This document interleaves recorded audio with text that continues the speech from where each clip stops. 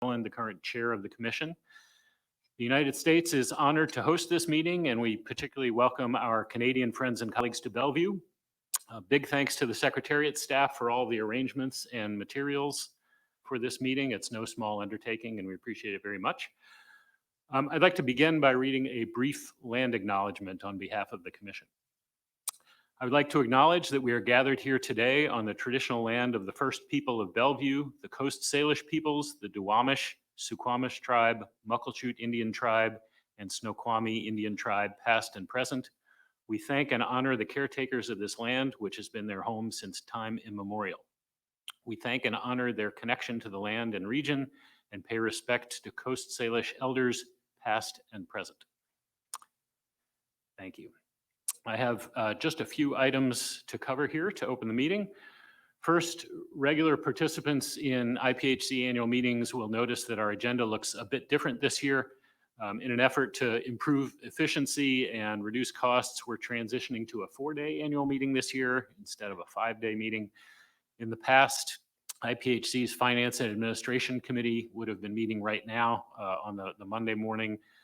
And then the plenary meeting would start in the afternoon. And this year, instead, the Finance and Administration Committee met virtually last week via video conference. And so we're kicking off the plenary session this morning. The Secretariat has made some other adjustments to make everything fit on our agenda, and I expect we'll have a smooth meeting as a result. Second, I want to note that on the U.S. side this year, we have a new head of delegation. He's not a commissioner, but nevertheless leads our delegation, and that is Principal Deputy Assistant Secretary for International Affairs at NOAA, Andrew Lawler. Drew will be arriving later this morning and will be here all week. And then third, my counterpart from Canada, Vice Chair and Commissioner Mark Waddell, unexpectedly can't be with us this week due to a family emergency. We will miss Mark and send best wishes to him and his family. As a result, Commissioner Davis is filling in as interim head of delegation for Canada, and that means we are without a vice chair and need to elect someone to fill that role. So I will look to Commissioner DeGrief to see if he might have a nomination for vice chair. Yeah, good morning, John. We would like to, or I would like to nominate Neil Davis as the vice chair for Canada. Vice chair. Is there a second? Okay, moved and seconded. Is there any objection? Seeing none, the motion passes, and we now have a vice chair. Thank you, Neil, for stepping up. And would you like to offer any welcoming remarks from the Canadian delegation? Thanks very much, John, and appreciate the welcome. It's a pleasure to be reunited with everybody again this year. I see lots of familiar faces and looking forward to our work over the course of the week. Also wanted to welcome the new head of delegation, Andrew Lawler. We look forward to meeting him later today. Got 100 years of history here today, over 100 now this year. So lots of productive discussions ahead, and I look forward to that. One final note, you may notice me kind of standing up a lot over the course of the week. It has nothing to do, I'm not taking offense to the presentation or anything. I just have some back issues that feel like I'm over 100 years old as well. So I might be standing more than sitting over the course of the week. Just wanted to let folks know. Otherwise, looking forward to the discussions. Thanks. Very good. Thanks, Neil. Okay, with that, I'll turn to Dr. Wilson for some administrative updates. Thank you very much, Chair. And again, welcome everybody to this, the 102nd session. I just have a few quick admin updates, primarily surrounding the IPHC reception this evening. So just a note that that's going to be held from 7 p.m. through to 9:30 p.m. And that is in the main foyer area where the conference board and PAB meeting rooms are going to be. So it's on the lobby level. And so if you remember where you checked in at reception, there is another long hallway. Just go down that long hallway. And at the end of the Evergreen Ballroom is where the reception will be. So there will be signage, but just to give you that heads up.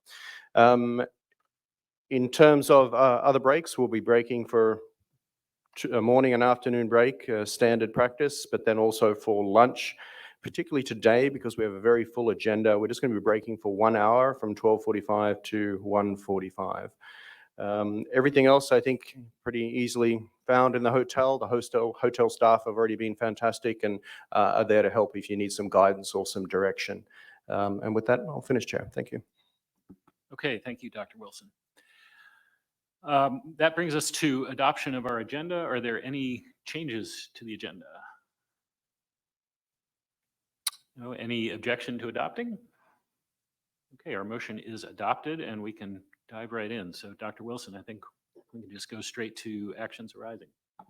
Thank you, Chair. So if we could just have paper 03 up on the screen, please.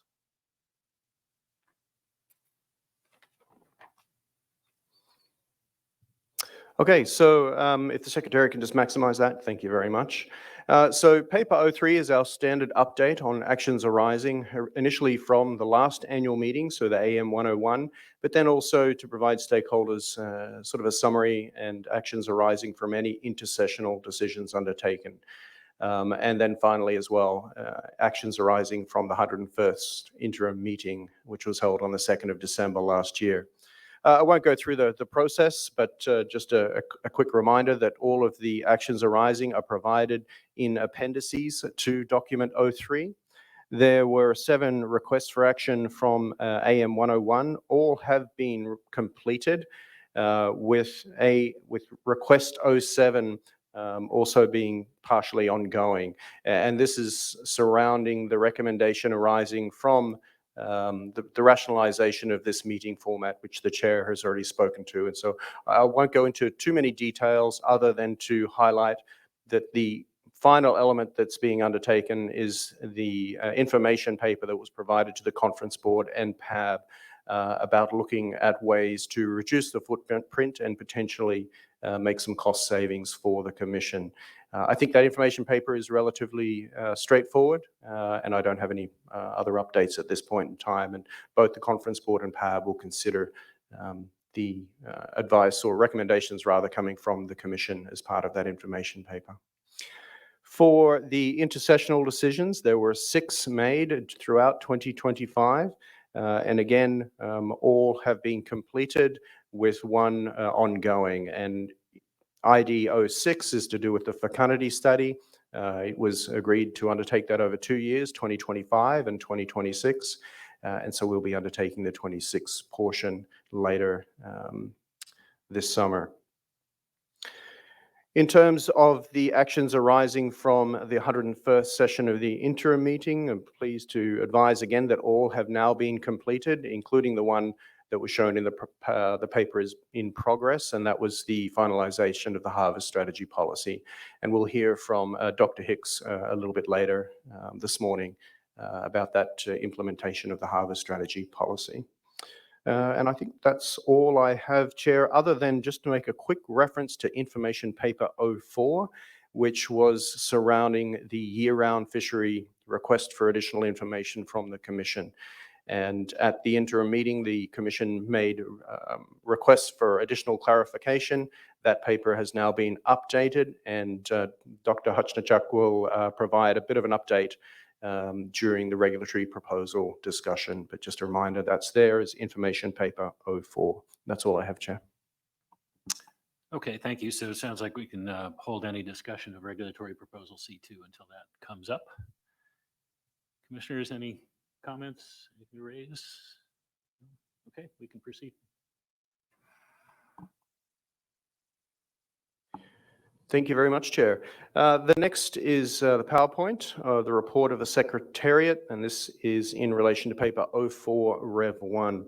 And so again, I'm just going to be quite brief with this presentation. It's the standard presentation we provide for additional actions that have been undertaken by the Secretariat throughout 2025 that aren't already covered in other papers and presentations that are going to be made later today.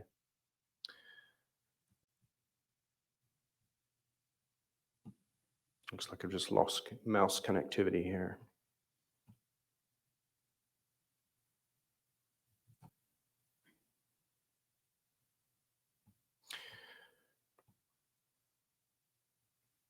Just bear with me for a moment. I'm just going to switch to my computer and use it from there. There we go. So as I was indicating, this is just to provide the Commission with a report of the Secretariat on items not already contained in other papers. A little bit of additional background about what the Secretariat does. We currently consist of 20 full-time positions and a variable number of temporary and contract positions which fill our ports and also our fishery independent setline survey each year.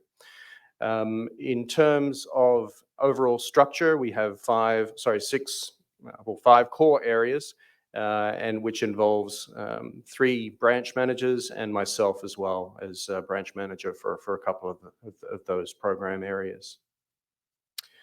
In 2025, we had the standard summer internships, and I'm pleased to say that Justin Kim and Liam from University of California, Santa Barbara and Eckerd College, respectively, both came to the Secretariat in Seattle and undertook some additional research support work for genotyping the sex of commercial landings. And Dr. Planas is going to provide you with a little bit more of an update on the excellent work that those 2 interns were able to provide for the Commission. The internship typically runs over the summer period from May through August, and we'll again be offering the same opportunities next year. In terms of the IPHC Merit Scholarship, this past year was an off year. We offer it every 2 years. And so in 2026, so later this year, we will be making another call for expressions of interest to participate in the IPHC Scholarship Program. We currently have 2 Merit Scholarship recipients, Shea Davis and Lucy Hankins. Lucy will be cycling off that process later this year. And as I said, we'll be putting out a media release probably in the next couple of months. And so if you do have any potential interested students that you're aware of, please do make sure you get that media release to them. This is just a standard list of all of our meetings that were successfully run in 2025 and the dates, etc., and the information that was provided by the Secretariat and others. I'll pass to Dr. Hutchinson to talk about the fishery regulations. Thank you. This slide provides a recap of regulatory changes implemented in 2025. In 2025, the Commission adopted 3 regulatory proposals, 2 standard regulatory proposals from the Secretariat related to mortality and fishery limits, as well as commercial fishing period. And the Commission also adopted a contracting party proposal B1 related to charter management measures in IPHC regulatory areas 2C and 3A.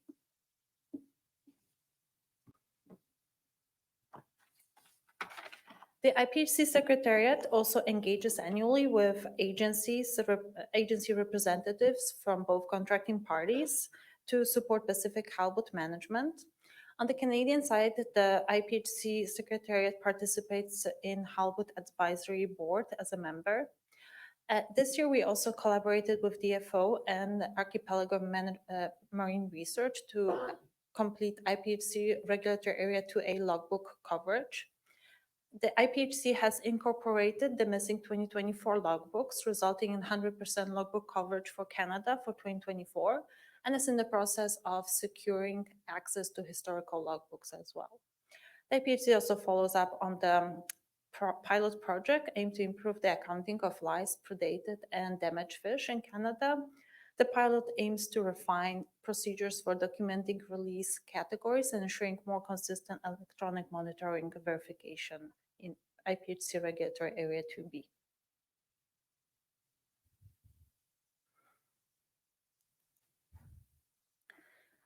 In the United States, the IPHC in 2025 continued to support the implementation of electronic logbooks in Alaska, building on a successful trial that started in 2024. The IPHC Secretariat also monitors Pacific halibut-related actions at the Pacific Fishery Management Council and North Pacific Fisheries Management Council. And these include items such as charter management measures, recreational quota entity funding implementation, to a Pacific halibut capturing plan and the structure of the non-tribal directed commercial Pacific halibut fishery, and incidental catch limits for fixed gear sablefish and salmon trawl fishery in IPHC Regulatory Area 2A. Thank you. Thank you very much, Basha. In addition, we undertake our usual process of updating our IPHC website, and this in 2025 included improving the design and simplified content management, particularly for our commercial Pacific halibut weight per unit effort. And so if you are interested to view any of those updated informational portals on the website, we do provide just some direct links here, but we'd also appreciate feedback on the IPHC website, whether it's a little bit challenging to find things sometimes. But do take the time to work through each of these data sets, particularly as we have undertaken some improved visualizations of that summarized information, and so that's encouraged. In 2025, we published the annual report for 2024. That's provided as a link in the paper, and we expect that the 2025 annual report should be published in March of 2026. And this, again, is just a easy to read summary of the Commission's activities in a given year. Just providing these as a reminder that we do publish IPHC circulars to summarize official correspondence, but then also media releases, which are less formal, but also equally as important. And so I do encourage you to familiarize yourself, subscribe to each of those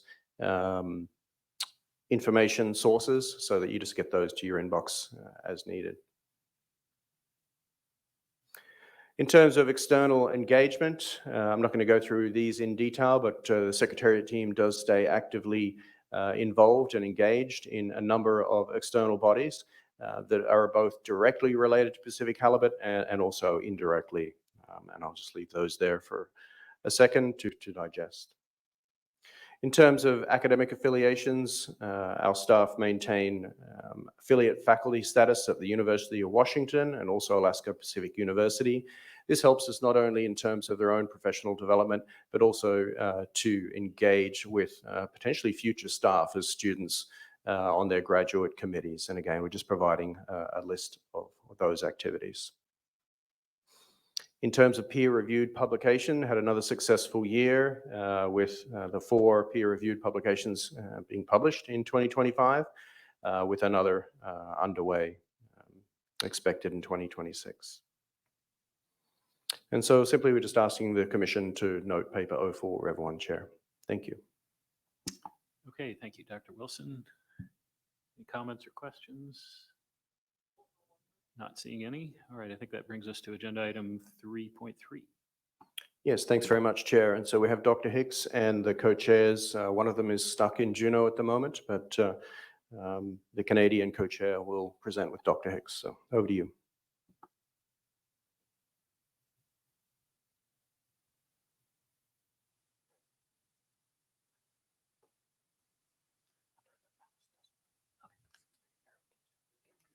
Good morning, everybody. I'm Dr. Alan Hicks with IPHC Secretariat and Gwen Mason from DFO here. We're going to give a brief overview of the Management Strategy Advisory Board and their activities in 2025. So a few things to note. We've had some new members, and we're actually nearing full maximum capacity of the Management Strategy Advisory Board. We welcome Doug Duncan in 2025, Phil Joy, and Garrett Elwood to the MSAB. And we had a very successful meeting in Juneau last May. It was, and thank you to the region for hosting us there. It was 3 days. We had a reintroduction to MSE, what Management Strategy Evaluation is. We developed a program of work for last year, and the MSAB was able to review the draft harvest strategy policy, which I will present a brief overview of later today. But I'd like to turn it over to Ms. Mason to discuss some of the outcomes of that meeting. Thank you, Dr. Hicks. Okay, so at MSAB 21 that was held in Juneau, there were several requests that came out of the meeting. So I will spend the next couple of slides just summarizing them for folks. So the first one that came out, or one of the main ones, was for further evaluations of several NP elements to be explored. And this would be after the operating model has been conditioned following the full stock assessment in 2025. And these include kind of four different types of evaluation. One, looking at different fishing intensities, including and not limited to a variety of SPR rates, which indicates fishing intensity. Just to remind folks that the reference SPR is 43%, and the 2025 coastwide mortality limits corresponded to an SPR of 51%. And the higher the SPR value, the lower the fishing intensity. Also wanted to evaluate MP elements looking at a triennial assessment frequency, looking at various empirical rules to determine the reference coastwide TCUY in non-assessment years, and also looking at control rules with triggers at higher values than the relative spawning biomass of 30%, or based on absolute spawning biomass relative to spawning biomass estimated at the beginning of 2024. The MSAB also requested evaluating several constraints and smoothers along with the MP elements that I just provided an overview on. And these would potentially reduce interannual variability in the TCUY. And this included a 3-year rolling average, constraints that are applied only to non-assessment years or applied only to assessment years. Looking at a phase-in approach for the change in TCUY in assessment years, and using trends in fisheries CPUE and or FIS WPUE to determine if a bigger reduction should be taken than suggested by the unconstrained reference TCUY. And this would be to curtail further reductions in the spawning biomass. MSAB also requested looking at the evaluation of some elements that I have just covered with each of the 3 FIS designs, which are the base block, the core block, and the reduced core designs. We also looked at, or asked Dr. Hicks to take a look at different productivity regimes. So looking at what simulations would show at if we had low recruitment and low weight at age, low recruitment and current weight at age, and high recruitment and low weight at age. The MSAB also requested looking at dynamic unfished spawning biomass along with simulated spawning biomass and trace plots to show that would look at the uncertainty of productivity regimes at MSAB 2020 or MSAB 22, which is coming up in just a couple of months. And this would be with SPR values of 43 and 52%. And with that, we are currently planning for MSAB 22. This will be held electronically over 3 days, looking at earlier mid-May, but certainly before SRB 28. And we're currently finalizing the dates right about now. So you'll probably hear from us soon about that. Thank you very much.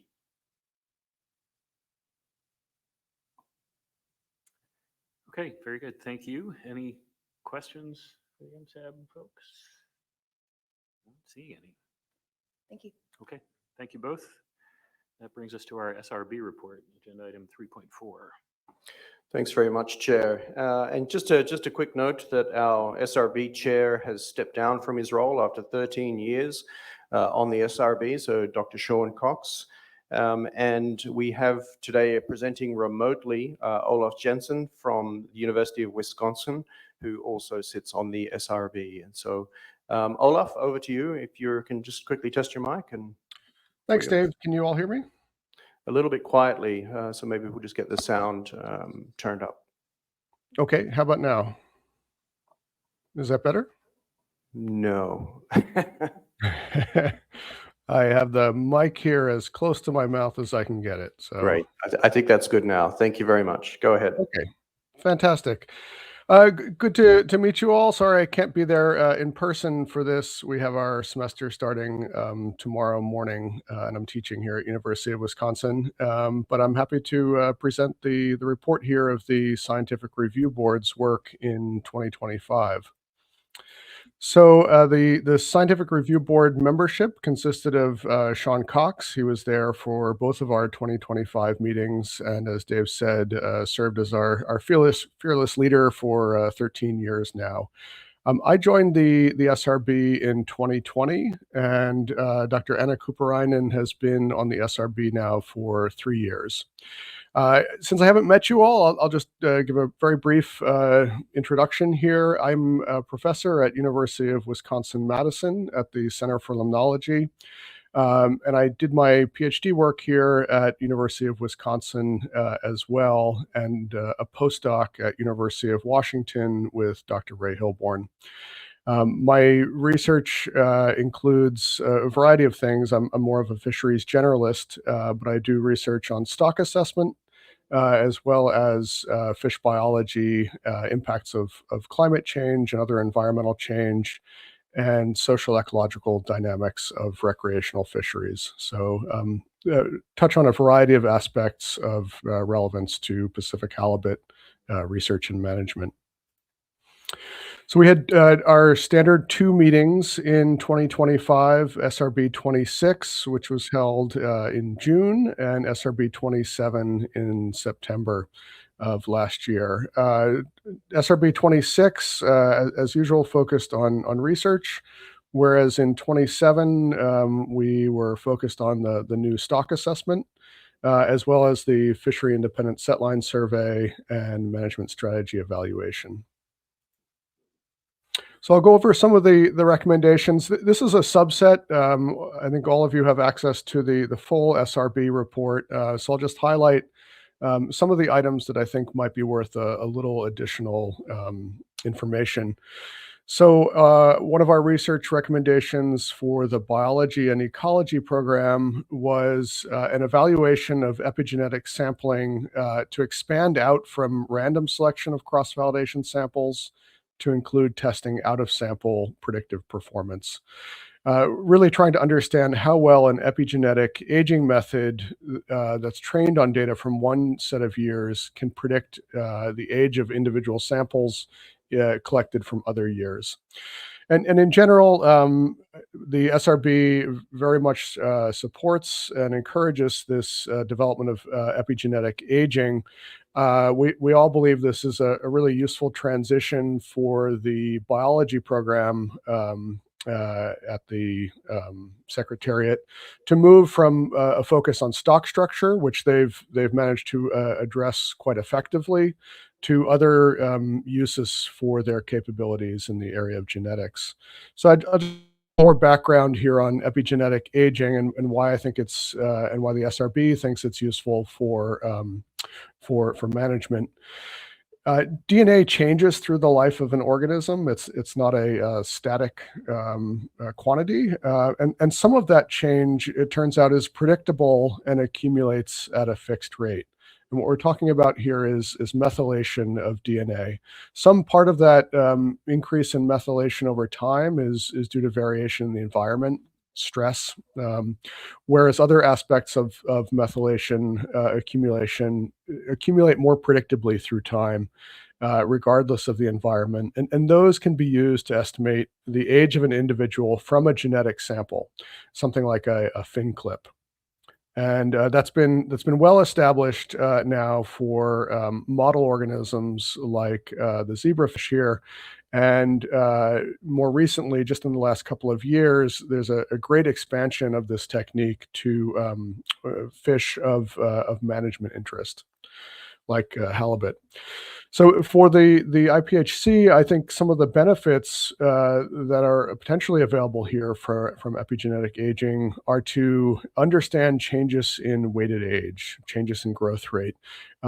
This is an important focus because these changes are a major portion of the variation in stock productivity that we see just naturally through time. So understanding growth is going to be key for understanding that change in productivity. The epigenetic aging methods also create a potential for more accurate aging of older individuals. You can see from the otolith image down there, the annuli, the annual rings, become much closer together as the halibut gets older, and so the aging error tends to go up with age. Whereas for epigenetic aging, that's not necessarily the case. We often get accurate ages from epigenetic approaches, even for much older organisms. The fact that epigenetic aging can be done on something like a fin clip is also very beneficial because it allows for non-lethal sampling.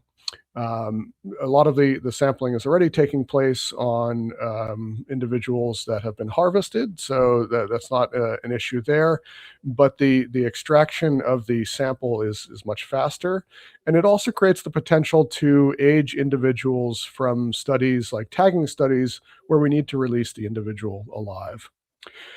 There's also the potential for aging of historical samples. So any historical physical collections of halibut that contain viable DNA can be aged through this technique, regardless of whether there is an associated otolith. So we think there's a lot of potential here to use epigenetic aging to really help crack the nut of variation in growth rates of halibut. Okay, moving on to management strategy evaluation. The SRB noted the definition of overfishing provided in the draft harvest strategy policy and recommended adopting a revised definition to better align with other recommendations there. So I'm going to go over these, and that's true for overfishing, overfished, and depleted. I'm going to go over these three definitions and the recommendations from the SRB here. Part of this is to come up with well-defined limit reference points for harvest strategy policy that also align well with what is used in other management contexts, such as the management under the Magnuson-Stevens Act in the U.S. So first of all, I'd like to draw the contrast here between overfishing and overfished. The overfishing definition is related to fishing mortality rates. So it's active, related to the fishing intensity. And the definition here is overfishing is when the annual fishing intensity is higher than the level required to sustain maximum sustainable yield, F greater than FMSY. Again, that is consistent with definitions used in many other management bodies that have an overfishing reference point. Overfished, on the other hand, is related to biomass, not the fishing intensity, but the biomass of the population out there in nature. So overfished is a relative limit reference point, which defines an unacceptably low ratio of spawning biomass to the dynamic unfished spawning biomass that results from fishing alone. So this dynamics unfished spawning biomass is a quantity estimated from the stock assessment, and it attempts to estimate what the population biomass would have been in the absence of fishing. Because this is always a ratio here compared to that unfished spawning biomass, it represents the effects of fishing alone. So an overfished state could be fully mitigated by management actions. And so that's worth contrasting overfished then on the left, that's just the same definition, with depleted. And depleted is a reference point that recognizes that fishing is not the only thing contributing to change in biomass. So depleted is an absolute limit reference point compared to the spawning biomass. And below that, the potential for recovery is uncertain. So we would want to avoid getting down below a depleted limit reference point because it's a point at which dynamics are not well understood. And this recognizes that natural variability affects stock size as well as fishing. So a depleted state is one in which reductions in fishing mortality may not lead to recovery without also having a change in the environmental conditions. So depleted state may only be partially mitigated by management action. And I think it helps to look at these graphically. So here are two time series coming out of the 2025 stock assessment. In blue here, we have the spawning biomass, and in black is that estimated spawning biomass in the absence of fishing. And so we can look at the one relative to the other, and that's related to the overfished definition. Whereas that blue line is going to be related just to the depleted definition there. Looking at it slightly differently, depleted is there an absolute reference point that's fixed through time, whereas overfished, because it's related to that ratio of biomass with fishing to the unfished spawning biomass, it changes through time here. That reference point changes through time. So I think both of these biomass-related reference points are valuable, and they tell us something somewhat different. And so, as part of the harvest strategy policy, I think the SRB recommends that they be defined as we've just discussed here, and hopefully can be useful in developing that harvest strategy policy. Okay, the depleted threshold then, the SRB recommended that it be defined based on the lowest spawning stock biomass that results in near 100% probability of recovery. So instead of basing this on actual observed spawning biomasses and trying not to go below the lowest observed, we recommended that the Secretariat instead use simulations from the management strategy evaluation to identify a potential point of no return or very, very slow return and define the depleted limit reference point accordingly. And that's, oh, sorry, I went backwards. Finally, the fishery independent setline survey here. The SRB, of course, routinely weighs in on decisions about the fishery independent setline survey. And I wanted to bring back a point that has been raised previously about the cost of moving ahead from this reduced loss to base block FIS designs, and whether or not that might be offset by the potential increased TCEY that better survey information allows. This is an issue that the SRB discusses fairly frequently, and I'm sure the commission discusses frequently as well. And essentially, I think we would all like to get to something closer to a formal cost-benefit analysis of FIS design decisions. Essentially being able to ask whether additional investment in the FIS is going to pay off in terms of additional certainty that allows for additional TCEY. Those kind of trade-off decisions, I think, would give us a much better basis for answering questions like, are we surveying or assessing too much or too little? And I think all of us as scientific advisors would like to be in on more solid ground when answering those kinds of questions. And so one thing the SRB continues to work with the Secretariat on is developing the ability to ask those sorts of questions and base them on something closer to a formal cost-benefit analysis. Having that cost-benefit analysis structure also allows answering other questions like how often to conduct stock assessments, something that I know the MSC team is also wrestling with. That I think is going to be a longer term project for the Secretariat and the SRB, but something that we have been encouraging because I think it provides better information for the Commission to make informed decisions. So I will stop there, and I would be happy to answer any questions. Okay, thank you, Dr. Jensen. Any questions, commissioners? Yeah.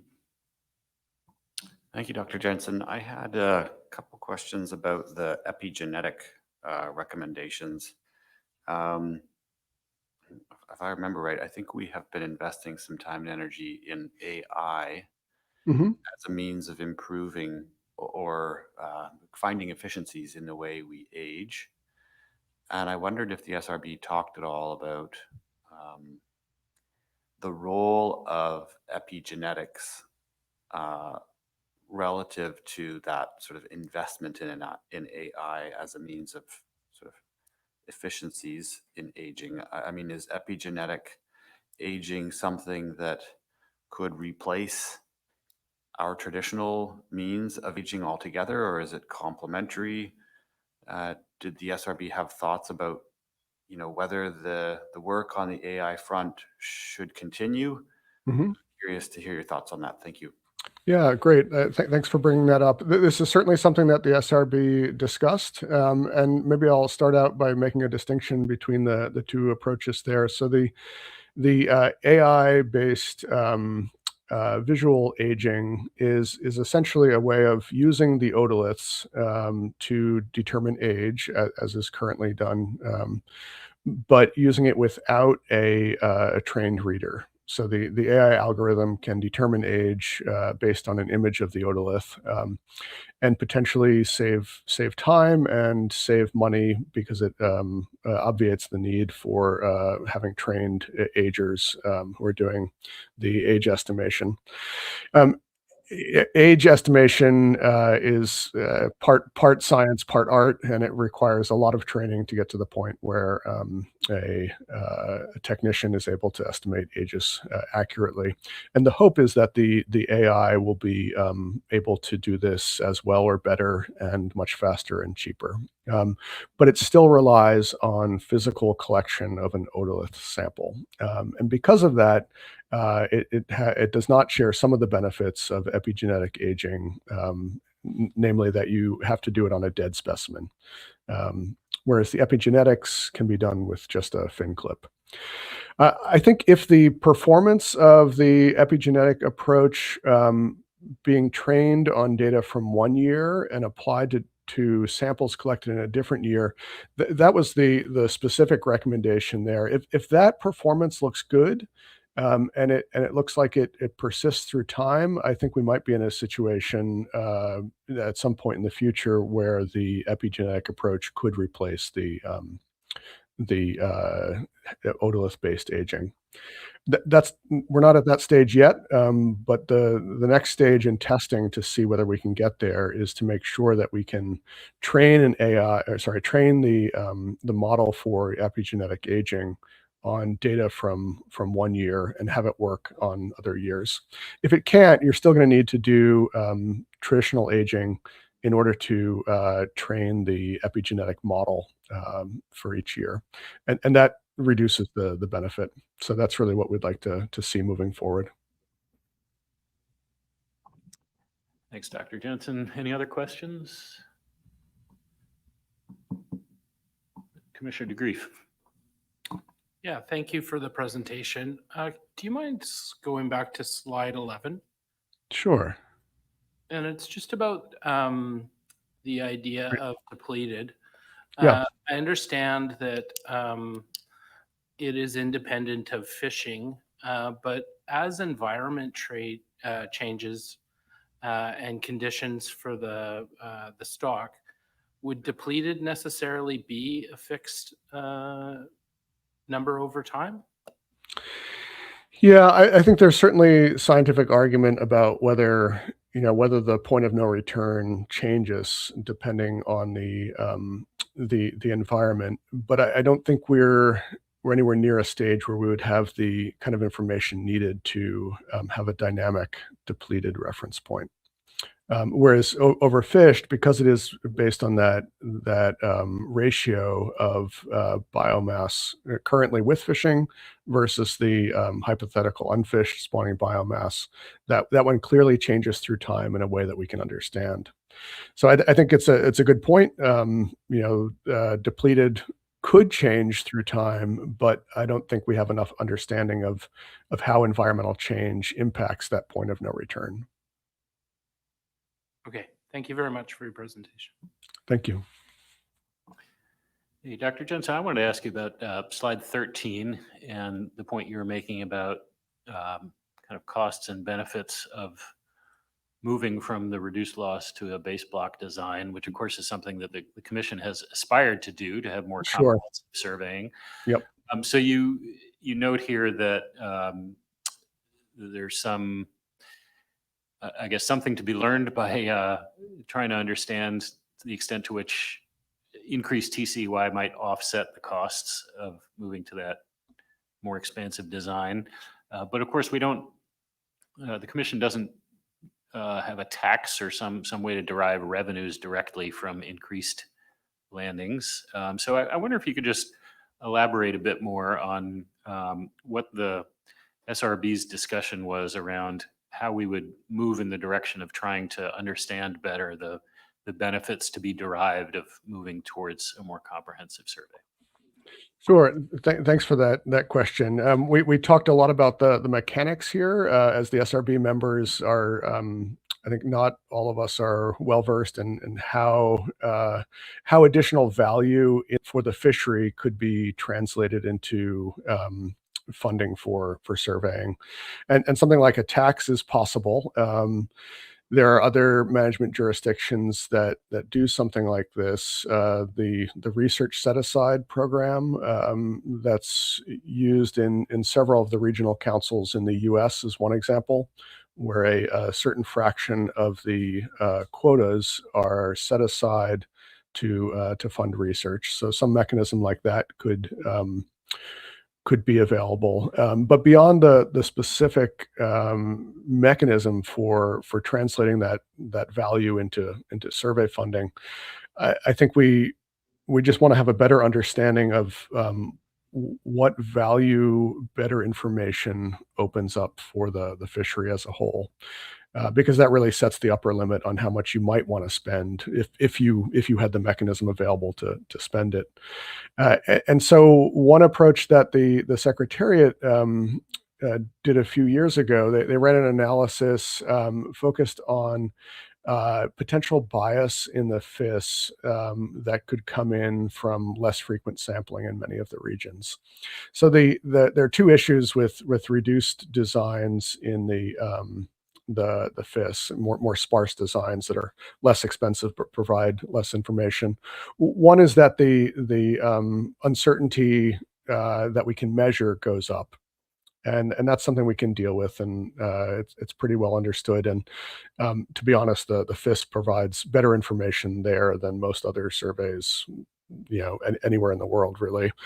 But the other kind of uncertainty that creeps in is the unquantifiable kind, the potential for bias when we don't survey some parts of the stock range for a long time.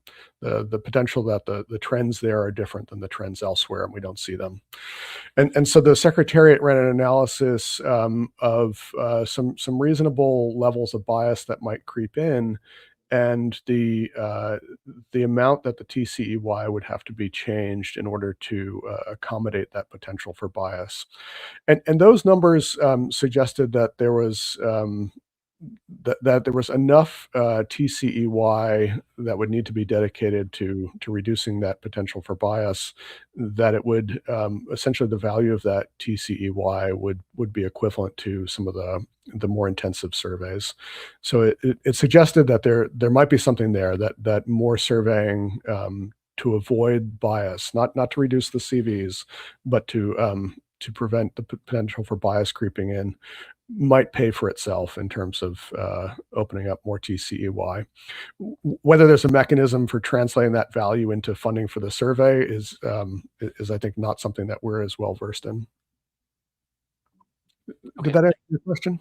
Yeah, that's helpful. Thanks. Okay. Commissioners, any final questions? Not seeing any. Okay, thank you, Dr. Jensen.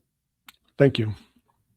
Dr. Wilson, that brings us to 3.5, the Research Advisory Board. Thank you very much, Chair. And so if we could just have the report of the RAB 26, please. So I'm going to be somewhat brief with the presentation, primarily because, try and steer here again. The meeting itself was held from the 18th to the 19th of November of 2025. And the RAB came up with 3 recommended actions for the Commission to consider and 7 requests for potential implementation by the Secretariat. I don't intend on going through the requests in detail, as they are informal in nature and surround suggestions for improvement in some of the various research projects that we undertake. I will, however, focus on these 3 recommendations that are currently on the screen. But before I do that, I will just highlight that we had 2 new RAB members join us in 2025, both from Canada. And this now brings the total RAB membership to 16, and 4 of those at this point in time are Canadian. So while there's still a little bit of lopsided in terms of representation. The 4 Canadian representatives are greatly appreciated and are very, very active in the Research Advisory Board meetings. So the 3 recommendations that arose, the first was a recommendation to prioritize fecundity estimation, and Dr. Plinus is going to talk a little bit more about those activities that he's been undertaking, he and his team, later this afternoon, I think it is. Recommendation 02 surrounds alleged illegal retention and landing of Pacific halibut by non-target sectors. And I just want to spend a little bit of time on this one, as we also discussed it at the interim meeting, and highlighting that sector is already 100% monitored. That information was also provided at the Research Advisory Board meeting. However, the RAB was keen to retain the text as you see on screen as part of recommendation 2 Part A. And the primary reason for that was the thinking from the RAB that any penalties that may be applied could be potentially sourced by the IPHC as an affected party, and then to use those funds to help subsidize the Fishery Independent Setline Survey. But I will again just highlight that the interim meeting, we did discuss this, and the Commission was again just highlighting that recommendation 2, paragraph A, is already covered by the data collection processes and the reporting to the Secretariat. In addition, recommendation 03 surrounds unguided recreational fisheries data in Alaska and Canada, with the recommendation that the Secretariat start to summarize that information, liaise in greater detail with the 2 contracting parties, and have that information brought back to the Commission at some point. Just as an update, we have been undertaking that work with the 2 contracting parties. The national reports that have been provided to this meeting do include some additional updates on the unguided recreational fisheries data, in particular focusing on Alaska and Canada. And the US National Report references the ADF and G description of how that data is collected in Alaska. And so, Chair, with that, I'll stop to see if there's any questions. Thank you. Okay, thank you, Dr. Wilson, and I appreciate the additional context you provided around that recommendation number 2. I spoke to that a bit at the interim meeting, and just note that the RAB appears to be speaking to something that's really more of a management and enforcement topic rather than a research topic. So that certainly caught my attention, but appreciate you noting that 100% of the catch in that trawl electronic monitoring fishery is observed and fully accounted for. Any questions for Dr. Wilson? Okay, not seeing any. Thank you. Thank you very much, Chair. Moving on to the next agenda item 3.6, and again, I'm going to be quite brief with this. This is in relation to paper 05, which is the discussion and provision of the development of the next integrated research and monitoring plan for the IPHC. So just to cast your minds back, currently the 5-year integrated program of research and monitoring will end at the end of 2026. And so while you're going to hear updates throughout the course of the morning and afternoon on those various activities, the Secretariat, in conjunction with the Scientific Review Board, has been developing an updated version of an fully integrated research and monitoring plan.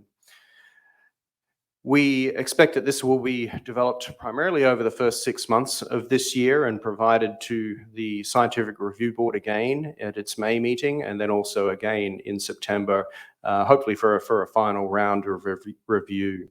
Contained within this paper, on paper 2, is the current list of requested improvements or refinements to the draft integrated research and monitoring plan arising from the most recent Scientific Review Board. And they're quite extensive in terms of the potential benefit to enhance that document. And so while we could have commenced this fully integrated research and monitoring plan this year, we figured that it would be better to hold off and try and make some of these improvements as recommended by the SRB. And so with that, Chair, it's just a simple matter of the Commission noting progress on the integrated research and monitoring plan. Thanks, Chair. Okay, thank you. Commissioners, any questions? Don't see any. All right, so Dr. Wilson, I think that brings us to our scheduled break. We'll do that. All right, Dr. Wilson's suggesting we go ahead and squeeze in the Finance and Administration Committee report. So we'll do that. That's agenda item 3.7. Dr. Wilson. Thanks very much, Chair. So as the chair was pointing out when he opened the meeting, the Finance and Administration Committee meeting was moved from this regular Monday morning format at the annual commission meeting to the week prior, and we held this online on the 14th of January of this year. So I'm just going to step through the key recommendations as all of the commissioners were present, and the various materials are provided on the website for you. The first was simply a presentation of the financial statement for FY 2025, and this is just our standard documentation and summary of how we performed during FY 2025. I will just highlight paragraph 7 from the FAC report, where the FAC has noted that the total equity or combined fund balance at year-end closing totaled just over 3.3 million, and this is up from just under 2.3 million at the end of FY 2024. And so our fund equity balances at the end of the fiscal year for Fund 40 sit at 712,000, or just a little over, for the Fishery Independent Setline Survey, and 3.4 million, again, just a little bit more for Fund 50 Reserve. And so in this sense, we're just asking the Commission again to note that update. This is to be incorporated with the independent auditor's report, and so this was also presented to the Commission via video conference on the morning of midday on the 14th of January of this year. And so I would just highlight again that the independent auditors provided their unmodified opinion, which means that there was no anomalous activities found by the auditors. And so it's essentially what we're looking for with an independent audit of the Commission's finances. And so I'll pause there because we're seeking for the Commission to note and accept the independent auditor's report for FY 2025 as required by Regulation 14 of the Financial Regulations. Okay, thank you, Dr. Wilson. So Commissioners, this is the first of, I believe, 4 actions for us under the FAC report. So we're being asked to accept the auditor's report, which we all heard and had an opportunity to ask questions about. Any discussion around that? Any objection to accepting the auditor's report? If not, that is accepted. Thank you very much, Chair. Moving on to the next recommendation, and this surrounds an update to the FY 2026 budget. And so at the time of presentation, we had entered the second quarter of FY 2026, and the Commission's expenses and income at that point in time are as expected, and so there was nothing anomalous again in terms of our spending activity and the income we'd received to date. We had also updated the FY 2026 budget to reflect the interim meeting and the Commission's decision at the interim meeting for the design of the Fishery Independent Setline Survey for 2026. And so just a reminder, when the budget is first adopted, that is just an anecdotal budgeting of the Fishery Independent Setline Survey. We also made a number of amendments to various budget lines to reflect known costs, such as this annual meeting venue and the like. And so with that, Chair, the FAC is recommending that the Commission adopt the amended budget for FY 2026 as detailed in Appendix 4. And again, this does not change the contracting party contributions from Canada or the USA, or the contribution to the headquarters building lease, all of which we have now received in the Secretariat, the Commission's bank accounts. Thank you, Chair. Okay, thank you, Dr. Wilson. So Commissioners, we've been through this at the FAC meeting and had an opportunity for questions there. Any further questions or discussion? Any objection to adopting the amended 2026 budget? Seeing none, that is adopted. Thank you very much, Chair. In addition to that, there was the general noting of the optional extra budgetary contributions for Canada and the US to the former pension fund. Those remain unchanged, and therefore it's just a noting of the Commission. Similarly, for Fund 35, it's just a note that we have an indication from NOAA of the funds to be received for 2026, and a movement of funds from the contingency budget line to cover that shortfall. In addition, I've just highlighted there on the screen paragraph 16 from the FAC report, where the FAC also noted Canada's expression of interest, or of intent rather, to make a supplementary contribution of 1 million Canadian dollars, approximately $720,000 US in FY 2026 for the Fishery Independent Setline Survey. And I'll just pause there if there's any additional comment on that, or I can move on. Thanks, Chair. Okay, Commissioners, any comment on that? Other than expressing our appreciation? Thank you. Thanks, Chair. And I'll just add as well that that's in addition to the voluntary contribution from the USA of $513,000 that was also made for the 2026 Fishery Independent Setline Survey. The next item or recommendation from the FAC to the Commission surrounds the FY 2027 budget. And the FAC has recommended that the Commission adopt the proposed FY 2027 budget with the proposed contracting party contributions as shown on the screen. So an approximate 5% increase for both Canada and the US, as well as the headquarters lease, building and maintenance costs that you can see on the screen of $432,000. I will highlight that at the FAC meeting last week, there was commentary made at around paragraph 20, as you can see on the screen, where the FAC noted the divergence in contributions from the two contracting parties compared to that stated in the convention, and that there'll be ongoing discussions. And so I do have just a quick graphic to illustrate that point. So there's some context around it. And you can see that in 2021, the contracting party contributions diverged from the 50-50 split. And it wasn't until recently again that those contributions, particularly from Canada, started to increase again. In real dollars, so adjusted for inflation, it gives you an idea as well of those overall trends in contracting party contributions. And you can see that for the next couple of years, the proposed increase in budget is approximately 5% year on year. So I'll just go back and pause to see if there are any questions or comments, and then potentially have the Commission consider that recommendation. Thanks, Chair.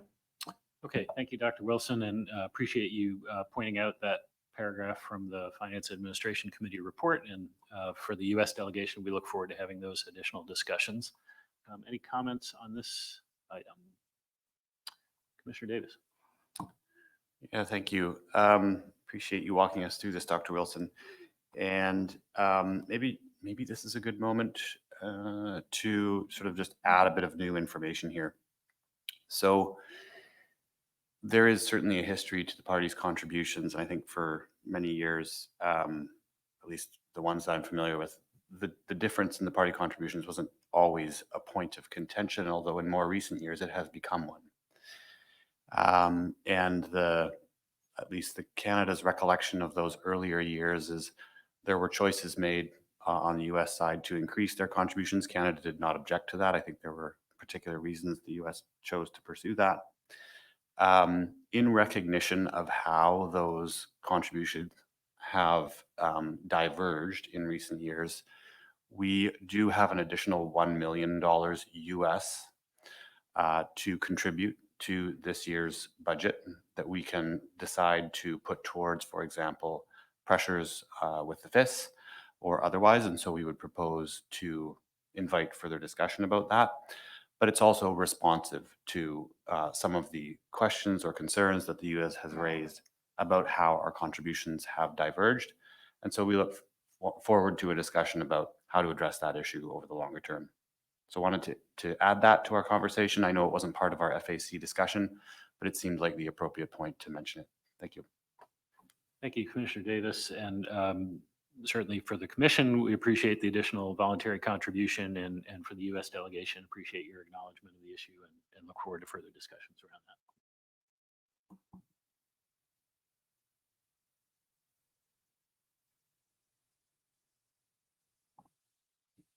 Okay, so I think we can proceed with any questions or discussion around adopting the proposed 2027 budget. Any further comments? Any objection? Okay, seeing none, that is adopted. Dr. Wilson. Thank you very much, Chair.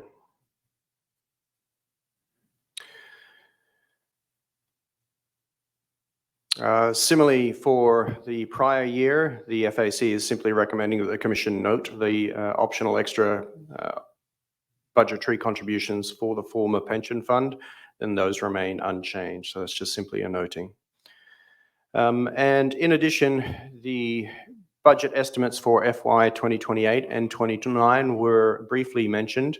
These are very tentative at this point in time, particularly because they incorporate the Fishery Independent Setline Survey design and expected expenses. As I mentioned previously, these are based on a nominal 5% increase in general contributions for both contracting parties. And again, so this is simply requesting that the Commission note those tentative budgets at this time.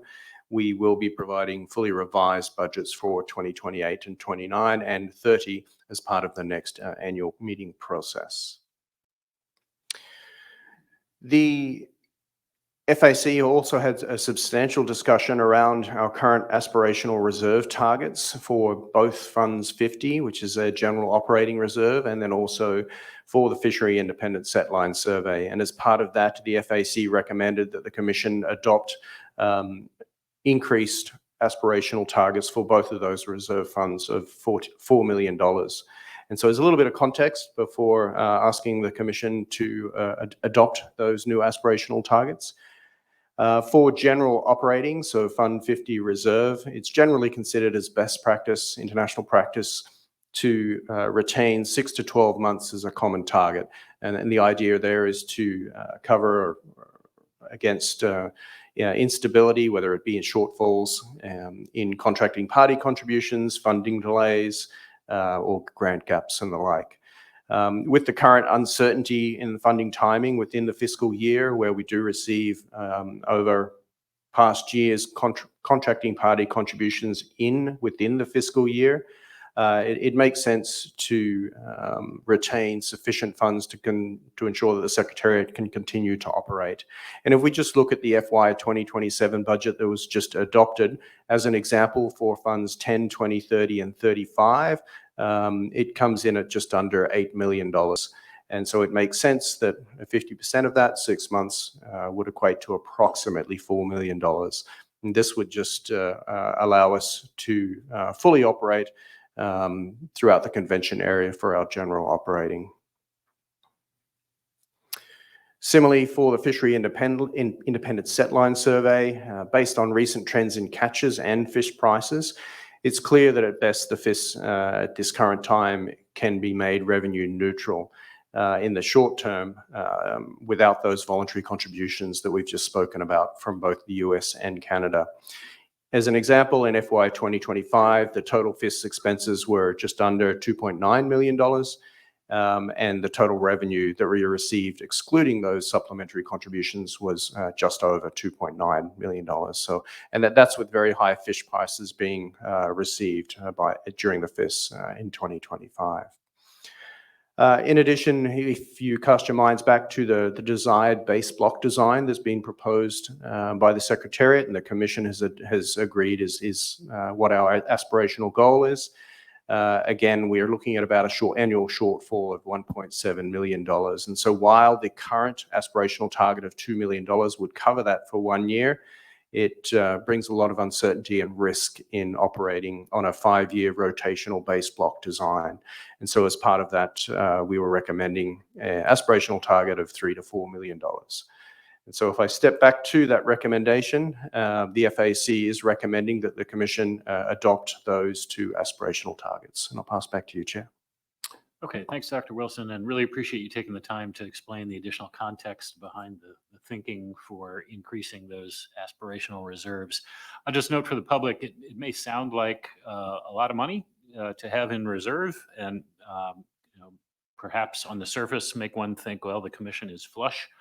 But I think Dr. Wilson did a good job of describing why this is really just kind of prudent budgeting to be prepared for circumstances where we may have shortfalls and need to be able to continue the operations of the commission. And we're still facing, particularly for the Fishery Independent Setline Survey, still facing some long-term challenges in needing to have a funding mechanism that ensures we can not only continue the survey, but as discussed under a previous agenda item, hopefully move to that base block design that provides more comprehensive data to inform commission decisions.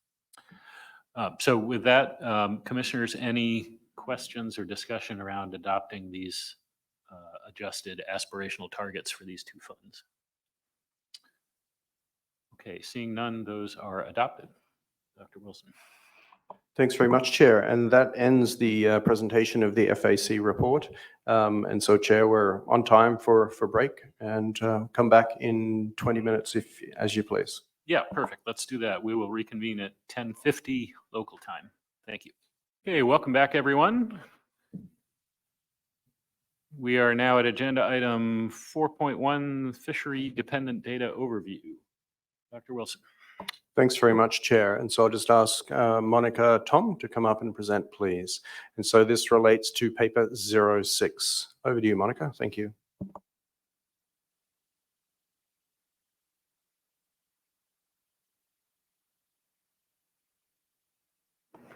Hello.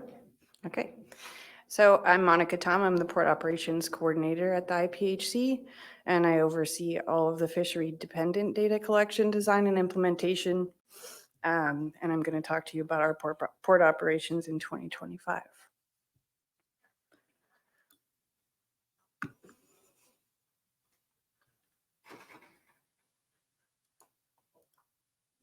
So our primary objectives are to collect representative samples from Pacific halibut offloads across the geographical range of the commercial fishery and throughout the commercial fishing period to provide data for the IPHC stock assessment and in support of other research goals at the IPHC. One key aspect of this is to provide also a direct line of communication with the fishery, as we have people out in the field talking to captains every day across the coast. So this helps in collecting accurate logbook data directly from vessels to observe changes in commercial Pacific halibut fishery, like variations in hook sizing or swivel placement, or the use of pot gear. It also helps us effectively assist the fishery in using new technologies, something we started in 2024 and continued pretty successfully in 2025 was electronic logbooks in Alaska. Thank you to all who have been participating in that.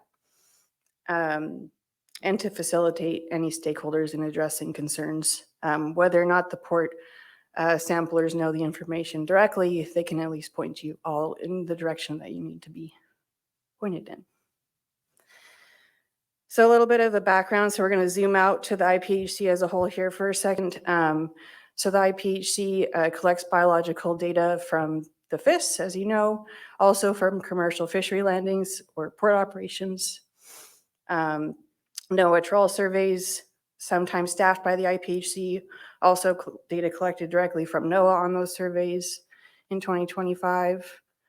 We get data from the recreational fishery in Alaska, from ADF and G, and also from fisheries observer programs in both the US and Canada. We have some annual sampling targets. The FIS targets range from 10 to 12,000 fish a year, but that's reduced significantly in small footprint years. The commercial fishery targets around 11,500 fish a year, but as you'll see a little bit later, that varies in whether or not we can reach that goal. And we also get 1,500 to 2,000 fish sampled from the recreational fishery in Alaska, and 1,500 to 3,000 fish from NOAA and IPHC on NOAA trawl surveys.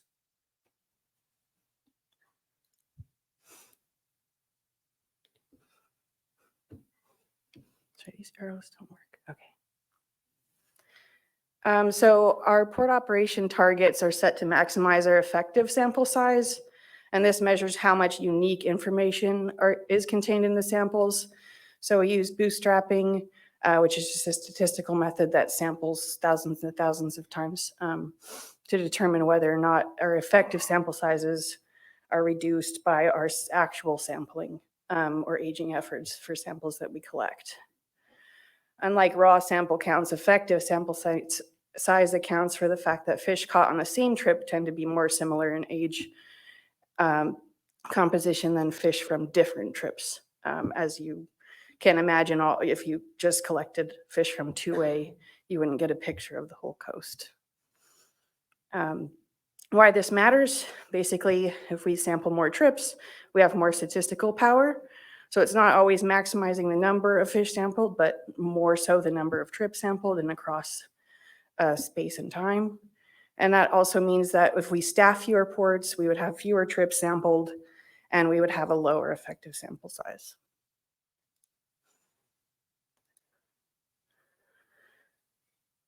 So in 2025, we sampled 11 ports. This is up from 10 in 2024. In 2025, it's the first time in many, many years that we were able to go to Yakutat and collect samples directly. And that's in part thanks to the U.S. Forest Service for providing very low-cost housing and making that possible for us.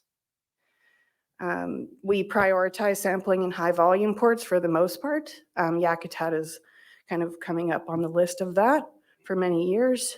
But we also pay special attention to Dutch Harbor and St. Paul for Area 4 data.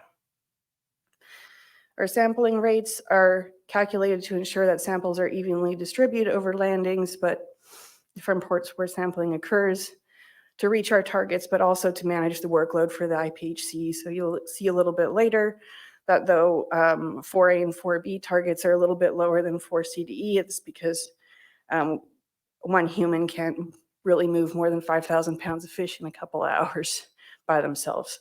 So we had to lower the sampling rate and make sure that they stay safe. So this is just a quick map showing where we were this year. This does not include tribal sampling on the map. So this is just where IPHC Secretariat was staffed.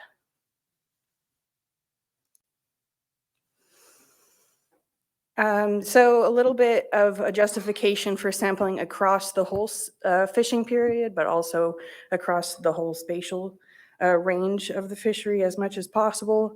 We see different patterns in different places. And so just a few examples, seasonally, there's fewer males in the summer fishery in area 4CDE. We see that from FIS and trawl data, NOAA trawl data as well. And older fish appear later in the season in 2C. So we would miss sampling some of those demographics if we didn't sample all year. And spatial trends, I'll just read a couple of them. Southeast Alaska ports show fewer females in IPHC regulatory area 3A.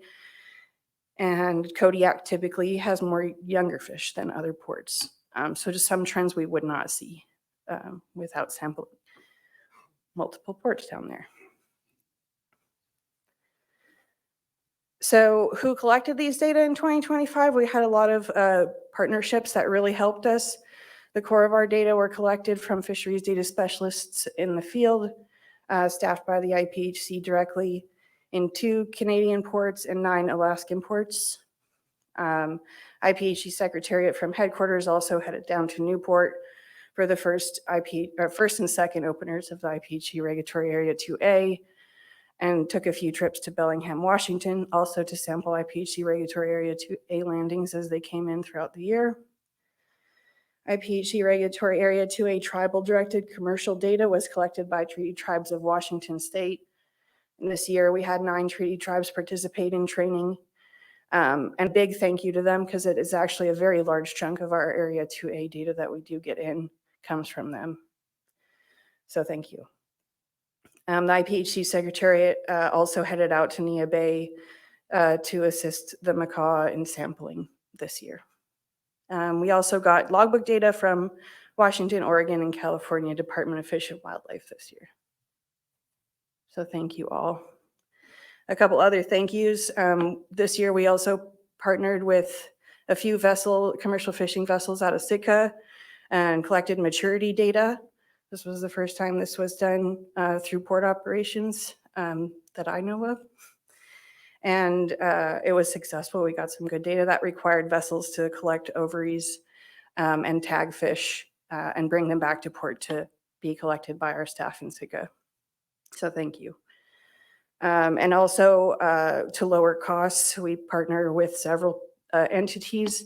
I mentioned the U.S. Forest Service, but also NOAA providing office space in Kodiak this year, and also housing in St. Paul was really invaluable to our budget. Thank you. So data collected are always collected from randomly selected fish, also on randomly selected days throughout the year, throughout the fishing period. And reaching these targets, the purpose of the sampling targets and rates is to maximize the effective sample size, like I said, the number of valuable samples we collect, but variability in reaching those targets is considered normal. So this is just kind of a little visual of, well, in 2A, we only collected 73% of our goal. That's because we don't have the capacity to go to every single 2A port as openers occur. That would be very, very a lot of staffing. And so a lot of that comes from, like I said, the Washington Treaty Tribes. So thank you. And then in area 4, you can see the percent landed is a little bit lower of the quota. And so we maximize, again, the amount that we can make one human lift fish, but it still doesn't make up for the lack of access to landings. So we didn't reach our, the furthest from our goal was 4B, where our goal is 1,500 otoliths, but we got 401. But again, it's considered normal, like fleet behavior changes every year. Okay. So this is just another look at those same numbers, but from a budget perspective, noting that indirect costs as well as headquarters staffing costs are not included in this table, and logbook counts don't include logbooks from previous year trips. So when someone goes to a vessel to collect logbooks, there's many instances where they would collect a logbook from 2024 in 2025. The most extreme example was Yakutat this year. Again, this was the first year we've been there in a long time. We collected a little over 100 additional logbooks from previous years. So it'll be 164 or more logbooks from Yakutat this year that we collected. Those previous logbooks from previous years are still used in the stock assessment to update all the data, so they're very valuable still, just not included in these numbers here. You can see from this also, if you look too closely, that Dutch Harbor and St. Paul are some of the highest per month that we sample. That's because flights to St. Paul and Dutch Harbor are costly, as well as housing in Dutch Harbor.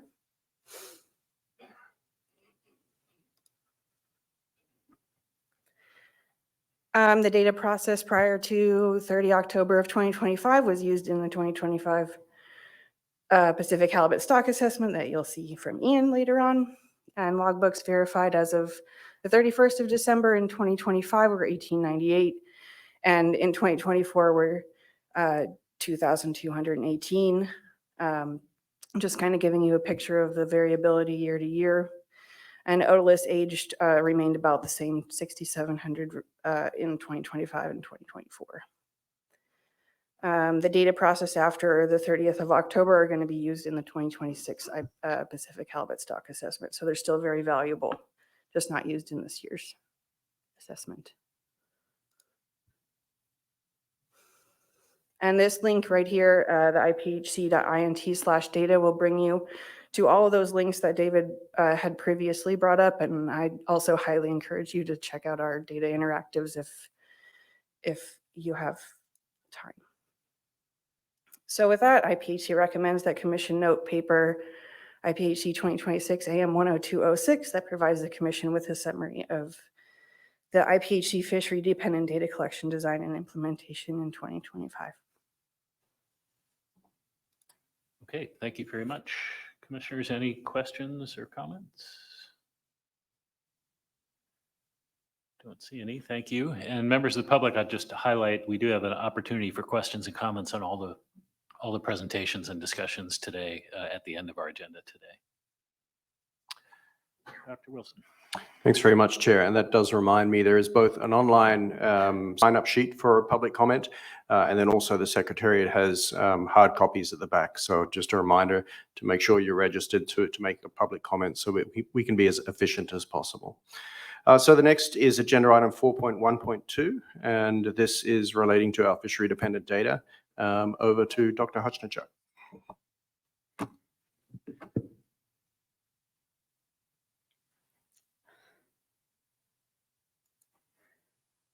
Apologize, this is very difficult to navigate.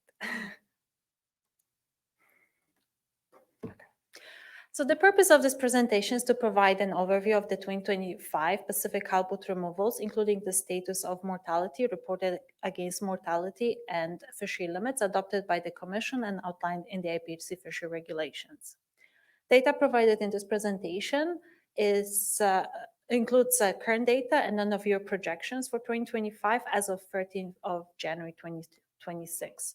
Please note that we had this paper revised in January, and 13th of January is the date for the revision.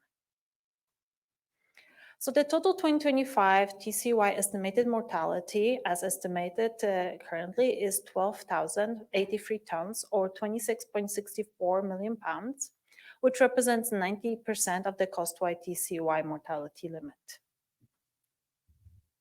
This table here shows the mortality estimates reported against mortality limits by IPHC regulatory areas. And you can see the attainment of the limit varied considerably by IPHC regulatory areas, as already mentioned by Ms. Tom. And this was anything between 28.3% in IPHC regulatory area 4B to 104.6% in IPHC regulatory area 2C. The attainment of the limit also increased by 1.2 percentage points in comparison to the year prior, from 88.4 in 2024 to 89.6 in 2025. I'll now proceed with an overview by sector and area, providing details. So for the commercial fishery in IPHC regulatory area 2A, covering Washington, Oregon, and California, the non-treaty directed commercial fishery operated under 3 openers, and the mortality was 120 tons, or 260,000 pounds. And estimated mortality represents 102% of the fishery limit, up from 95 year prior. Incidental commercial landings with salmon trawl fishery, mortality was 11 tons, or 20,000 pounds. And this is 52% of the fishery limit, down from 69 the year prior. Incidental commercial landings with sablefish fishery, mortality was 25 tons, or 50,000 pounds. And this represents 77% of the fishery limit, up from 69% year prior. The Treaty Indian directed commercial fishery mortality was 219 tons, or 480,000 pounds, and this represents 93% of the fishery limit, down from 98% the year prior. For IPHC regulatory area 2B, or Canada, the commercial fishery or quota share fishery in area 2B mortality was 1,776 tons, or 3.92 million pounds. And the removals represent a little bit over 100% of the fishery limit, up from 95% from the year prior. If we add to that quota share fishery the other components of the directed commercial sector, which includes discard mortality, the mortality represents 102% of the combined limit projection. For commercial fishing in IPHC regulatory areas 2C to 4, covering areas of Alaska, this quota share fisheries represent mortality of 5,267 tons, or 11.61 million pounds. And these removals represent 78% of the fishery limit, literally the same percentage as the year prior. When we look at the directed commercial sector overall, which includes discard mortality, Metlakatla fishery, and guided and anglerfish which is the fish that is leased from the commercial sector to the recreational sector, the mortality represents 80% of the combined limit projection. The Annette Island fishery mortality was 22 tons or 50,000 pounds. And here you have also a table on the right-hand side with the quota share fisheries in Alaska by IPHC regulatory area. And you can see here as well that differences between percent landed in 2025. Anything from 20.3%, which is pretty low attainment in regulatory area 4B, to 92.2% in attainment in regulatory area 3A. In terms of cumulative attainment of the limits, here we have a plot of that cumulative attainment by directed commercial fishery. And on the right panel, you can see cumulative attainment as a percentage of a fishery limit, which shows that 2025 fishery presented a pattern consistent, a seasonal pattern consistent with the past couple of years. However, if we look at the absolute cumulative weight landed throughout the year, you can see that 2025 represents one of the slowest years compared to the past couple of years.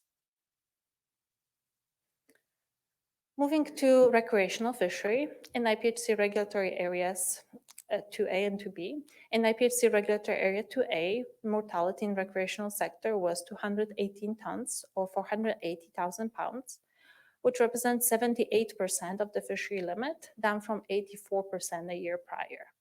In IPHC regulatory area 2B in Canada, the mortality in recreational sector was 230 tons or 510,000 pounds.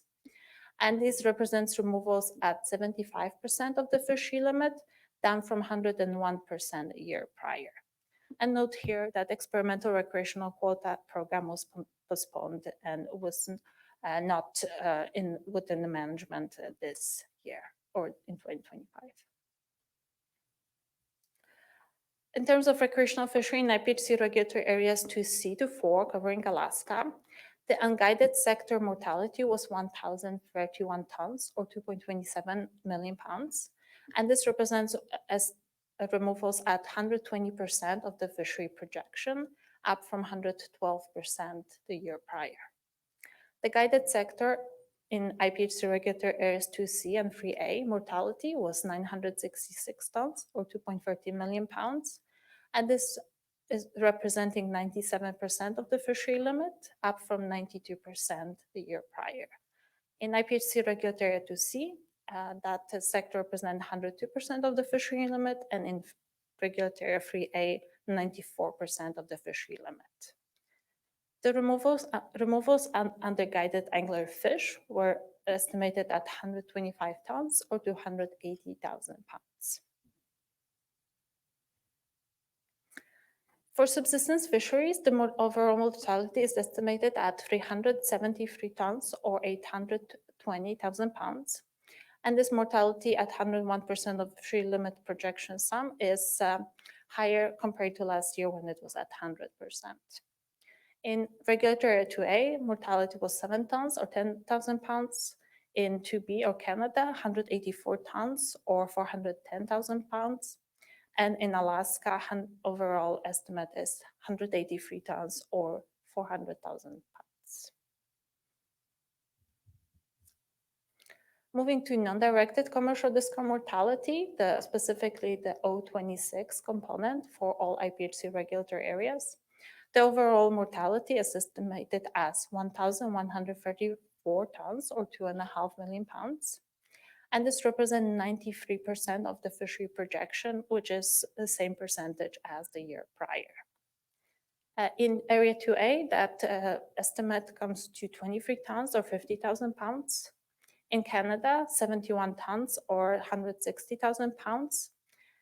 And in Alaska, 1,040 tons or 2.29 million pounds. And I would like to note here that this represents a revised number updated from the initial projection provided in September 2025. And this number is substantially lower, particularly due to lower estimate of trawl non-directed discard mortality in IPHC regulatory areas for CD and E. And the last table here shows the mortality estimates reported against mortality limits by sector. And this varied from 83.4% in the directed commercial sector to 104.9% in the recreational sector. Although I do note that these are estimates by sector, they're not necessarily regulatory limits, because some of the commercial quota is included in the recreational harvest through the direct leasing through the GAF program. And with that, the recommendation to the Commission is to note a paper, IPHC 2026 AM102 Ref 1, that provides the Commission with an overview of the 2025 Pacific halibut removals, including the status of mortality reported against mortality and fishery limits, adopted by the Commission and outlined in the IPHC fishery regulations. Thank you. Thank you for the presentation. Commissioner Alderson. Could we go back to slide 11, please? I have a question on it.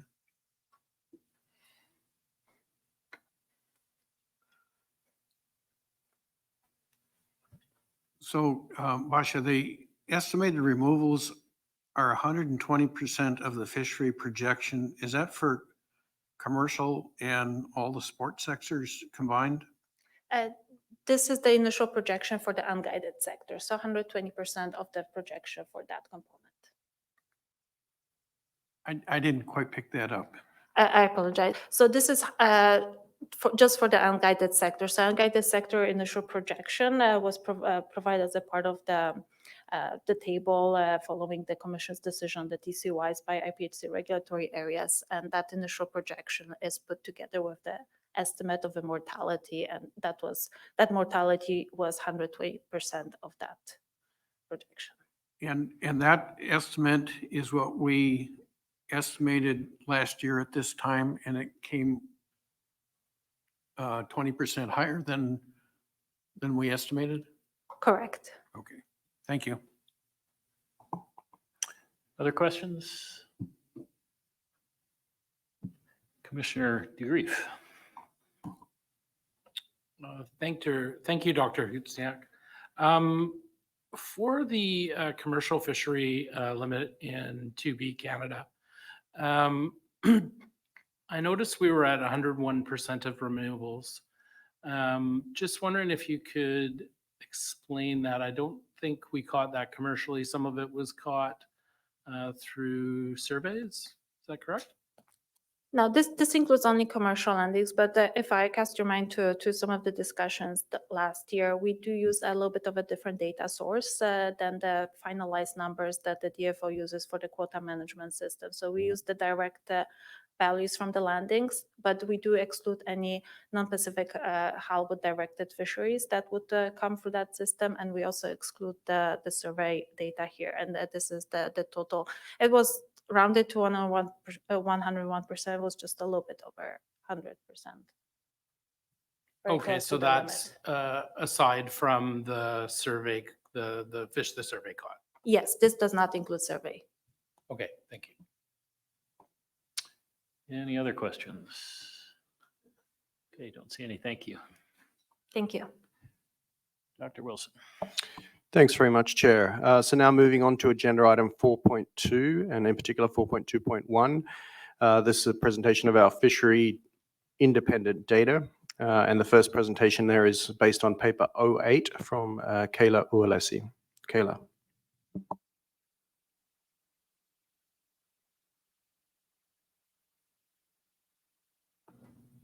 Thank you. I will be presenting the Fishery Independent Setline Surveys Design and Implementation in 2025.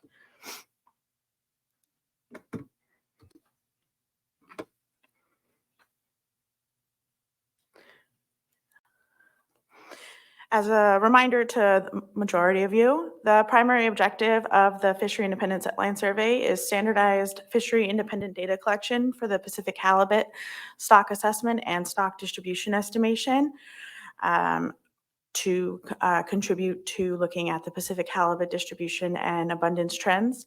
The FIS provides an excellent platform for the collection of biological data such as maturity data, sex data, age, as well as several other data points.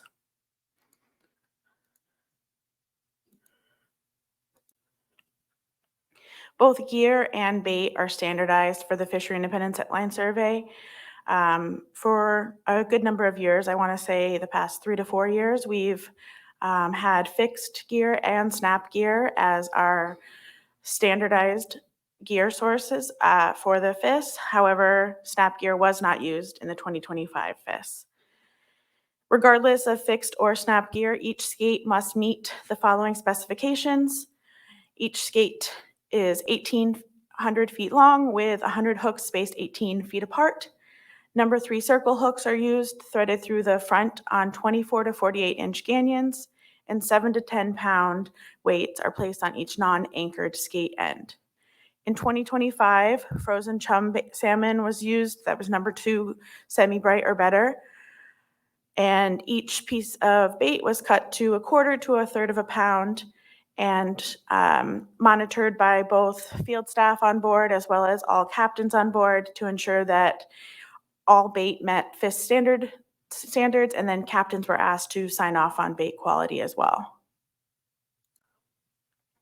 The 2025 Fishery Independent Set Line Survey started on the 30th of May and ran till the 5th of September, in comparison to 2024, when the survey ran from the 24th of May through the 15th of August, and in 2023, when the survey ran from the 26th of May to the 1st of September. This past year, 6 vessels participated in the Fishery Independent Set Line Survey, in comparison to 2024, where there was 5 vessels, and 2023, where there are 8 vessels. 515 stations were planned for the Fishery Independent Set Line Survey in 2025, in comparison to another reduced year in 2024, where 525 stations were planned, and then in 2023, 958 stations were planned. So 515 stations were planned for 2025, while this graphic actually shows what stations were planned and sampled effectively, as well as planned but not sampled for like vessel-related reasons. A lot of vessel availability in Area 4A and 4B in particular, which may be challenging to see in this graphic, but there is, along the separation between 4A and 4B, you'll see a small bit of gray there, and those are the samples or the stations that were unsampled in 2025. In addition to some of the modifications made in Area 4A and 4B, we also had a handful of supplementary stations that were added due to work in 4A in the catch protection study. 6 stations that were completed on the catch protection study were added to the Fishery Independent Set Line Survey as they met all FIS standards, and 4 of those 6 stations were sampled effectively. In total, including those stations from the catch protection study, we had a total of 22 stations deemed ineffective. As is the standard, the majority of those ineffective stations did come from whale depredation. 10 stations were deemed ineffective due to sperm whales, and 6 deemed ineffective due to orcas. The 2 that were from the catch protection study were due to orca depredation in 4A. Also, just noting that unlike most years where Area 4 presents the majority of whale depredation in effective stations, we actually saw more sperm whale depredation in 3A this year, which contributes to this slide here, where I mentioned that in general, most years where regulatory Area 4A are sampled, whale depredation is usually increased. The navy blue color on this graphic represents whale depredation. And as you can see, in general, outside of 2025, when regulatory Area 4A is sampled in years such as like 2021, 22, we do see an increase in whale depredation. Whereas this year, we actually saw that in 3A. In total, while there was 22 stations, it's better to think of that in a percentage, where we saw 4.2% of total stations deemed ineffective.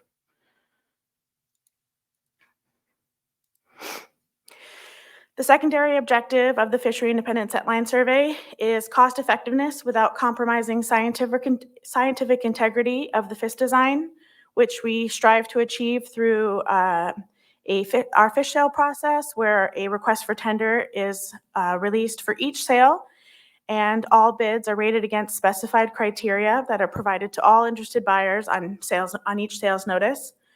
We've established the controls for the review and the approval of each sale, and we also do multi-port bidding whenever feasible, particularly in 2C, and in this past year, we did this in 3A. Also, our charter agreements have requests for tenders that are publicly announced, and all tender submissions are rated against specified criteria that are published in said tender specifications. In addition, the U32 Pacific halibut that are caught and sampled are sold. In 2025, the price of U32 Pacific halibut was approximately 26% less than the O32 legal size Pacific halibut that we had. And our tertiary objective for the FIS is collaboration. In 2025, we collaborated with NOAA Fisheries to collect Pacific cod and spiny dogfish lengths coastwide. We also collaborated with Alaska Department of Fish and Game in Prince William Sound and worked with them for dockside rockfish sampling on a couple of our offloads. We also collaborated with Washington Department of Fish and Wildlife to complete 8 rockfish index stations where 100% hook sampling was performed, and also collaborated with them to complete dockside rockfish sampling for all Washington offloads, as well as Oregon Department of Fish and Wildlife to collect dockside rockfish sampling in Oregon offloads.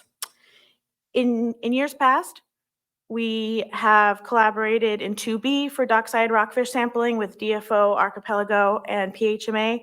However, this collaboration was on hold for this year, but ongoing discussions are had each year to hopefully continue this in the future. This slide will provide you direct access to our updated 2025 FIS results on our website. And then moving forward to some of the financial details for the 2025 FIS. In 2025, we saw a coastwide average of $8.18 US in comparison to 2024, where we had a coastwide average of $6.22. Noting in particular, in 2B and 2C, we had very similar pricing, and that is because the catch from 2C was delivered to Prince Rupert, which allowed for the similar pricing. My goodness, I apologize, this mouse is testy. There we go. And this slide shows an average price, the coastwide average from 2000 to 2025. And you can see that 2025, we had a coastwide average price of $8.18, which is more similar to 2020, 2021 pricing.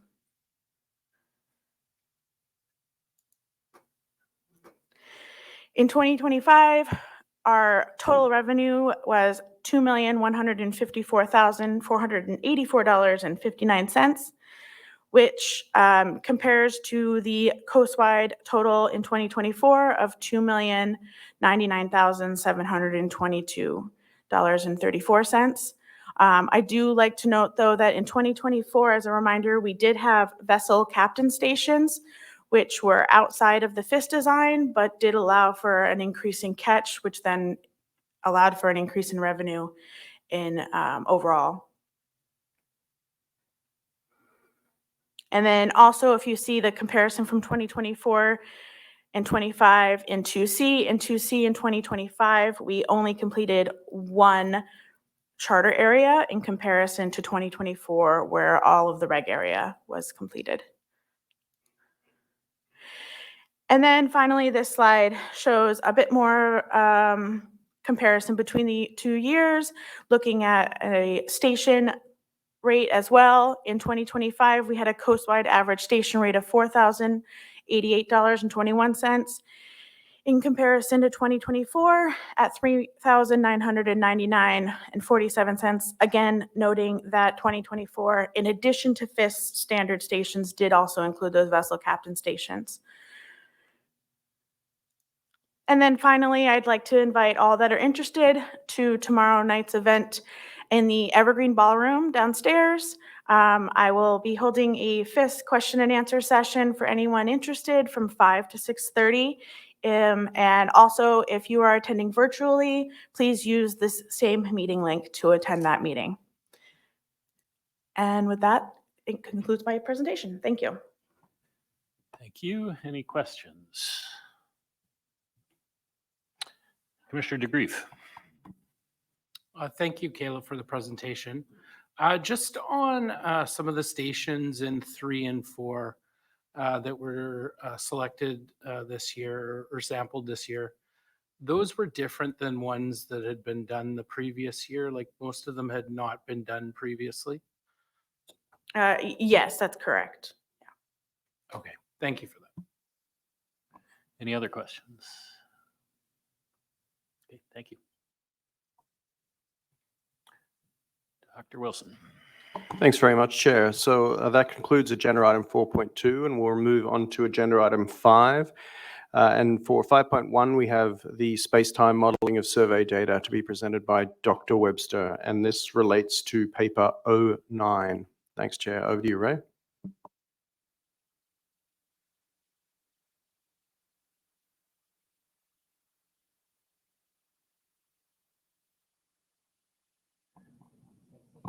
Get your button there, Ray.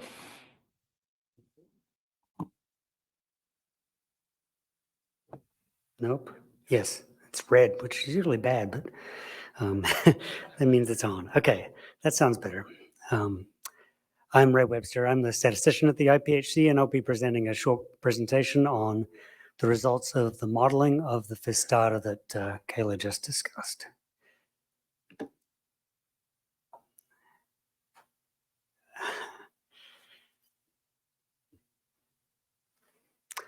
Okay, so we use space-time modeling, as we have for a number of years, to estimate the indices of density and abundance. And yeah, that.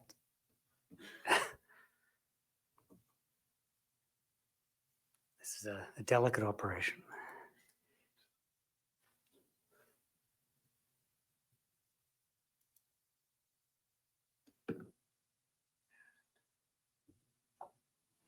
Should just work. There it goes.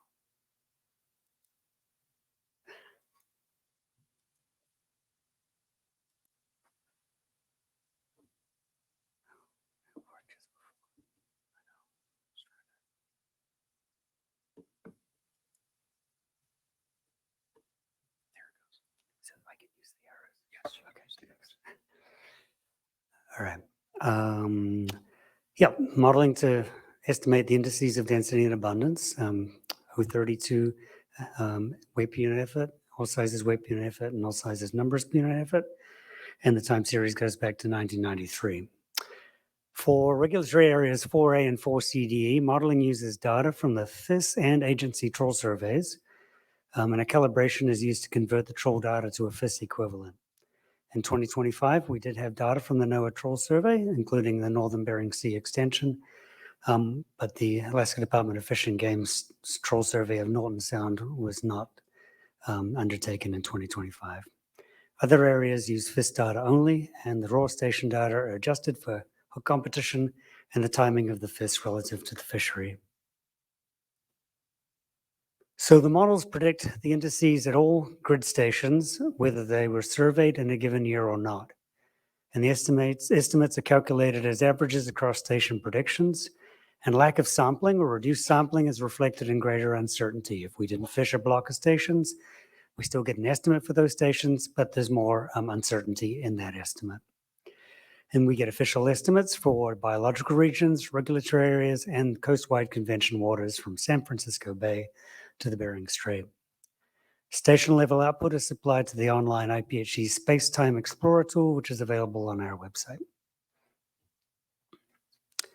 So new data for 2025, we had, as I mentioned, two sources of data, our own survey, the FIS, and this map is similar to the one that Kayla showed, with orange stations being the ones that were sampled and effective. So that's where the data that feeds into the modeling came from. And the NOAA Troll survey stations, which are marked in red in the Bering Sea. So 032 weight per unit effort by biological region. Overall, this index was stable for 2025. The numbers in the bottom right, bottom left of each panel is an estimate of the percentage change in the index from 2024 to 2025. And that estimate is 0% coastwide. The shaded regions are a measure of uncertainty. The wider the regions, the more uncertain the estimate. And so we have some differences among regions, with an estimated decline of 11% in Region 2 and modest increases elsewhere.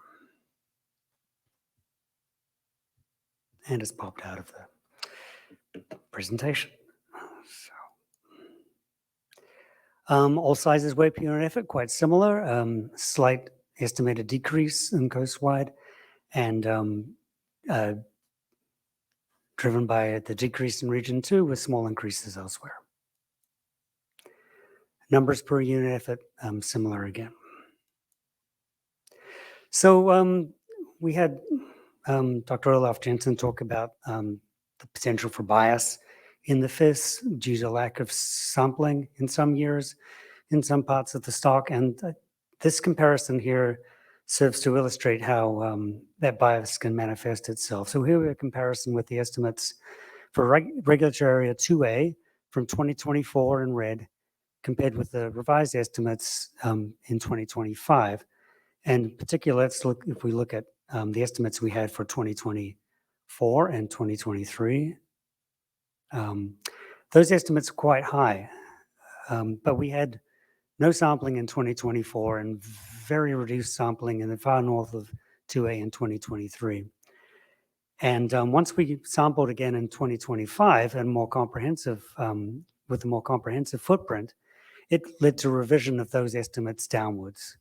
So the value of 2025 was lower than those estimates would have, previous estimates would have predicted, and they were revised downwards, which implies that there was a likelihood of bias in the estimates that we obtained for 2023 and 2024 due to the lack of sampling. And you'll also note that the shaded regions are a little narrower now that we have good sampling from 2025. Similarly,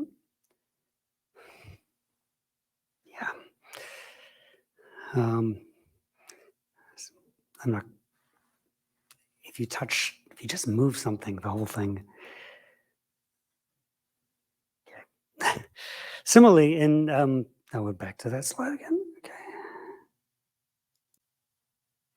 Similarly, but in the opposite direction, in 4A, we hadn't had any sampling since 2022. And we sampled a reasonable number of stations in the Aleutian Islands in 4A in 2025. And that led to an upward revision in some of our estimates for that regulatory area because we had higher catch rates than we have had for some time. So this is all sizes weight per unit effort. And you can see the red, which were our estimates from last year, are now revised upwards due to the higher catch rates we had in 2025, implying that we had a negative bias in our estimates over the last 2 years.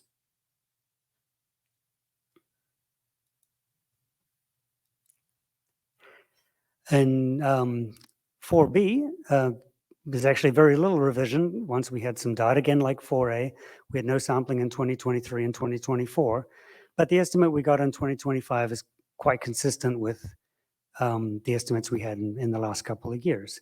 So there's little evidence of bias, but we can see that the sampling we've done in 2025 has led to more precise estimates than we had without the sampling in 2024. The shaded regions have become narrower. Now they're still much wider than we had in the previous years in the last decade when we had more comprehensive sampling of regulatory area 4B. But nevertheless, the sampling has led to an improved understanding of the stock in 4B. Back to 2A, there's some discussion about the environmental conditions in IPHC regulatory area 2A in 2025 and whether those impacted the results of the survey. And so this map, which is usually harder to see on the screen than it is on your personal laptops, shows a map of the shaded colors of dissolved oxygen, with the brighter yellower colors representing high levels of dissolved oxygen and the darkest colors low levels of dissolved oxygen. On your computer screens, you should be able to see areas enclosed in a dashed line in both the Washington survey on the top and the Oregon, particularly in the Oregon survey below. Those areas are areas with dissolved oxygen of less than 0.9 milliliters per liter, which previous work has shown is something of a threshold for the presence or absence of Pacific halibut. If we have dissolved oxygen above that level, then Pacific halibut are present, and below that level, they tend to be absent. And so those areas are relatively small compared to past areas of hypoxia that we've seen in the FIS. But the question is, did these lower levels of dissolved oxygen have some impact? For comparison, this is the map of dissolved oxygen for 2022, and I've overlaid the circles representing the catch rates for those 2 years as well. And you can see much higher levels of dissolved oxygen in 2022, a lot more yellow. But while catch rates were down 10%, estimated to be down 10% in 2A from 2024 to 2025, that's comparable to the estimated decreases in both 2B and 2C areas that were not affected by hypoxia or low levels of dissolved oxygen. And so what we're seeing in 2A is consistent to what we're seeing in the rest of biological region 2, which implies that this is a consistent change for that biological region and not necessarily something that's been impacted by the environmental conditions.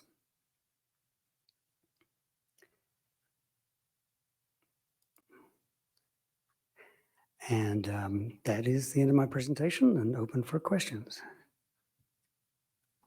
Thank you, Dr. Webster. Questions?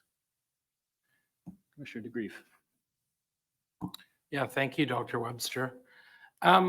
Seeing as the, even the base block design, we're seeing more frequent areas not being sampled, and the bias that you noted in both 2A and 4A, obviously different.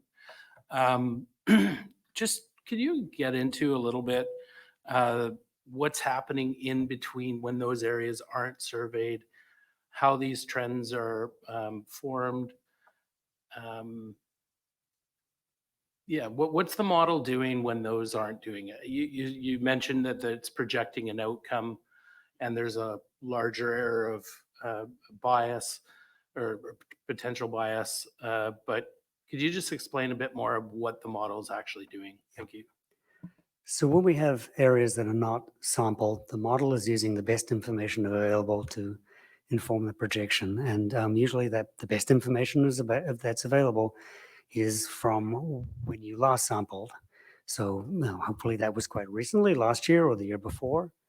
And also if there's sampling adjacent to the area that hasn't been sampled, that will provide some information because there's not only temporal correlation, that is things, tends to be a relationship between what a station has this year with what it had in previous years, but spatial correlation. Stations that are close together tend to have similar catch rates, everything else being equal.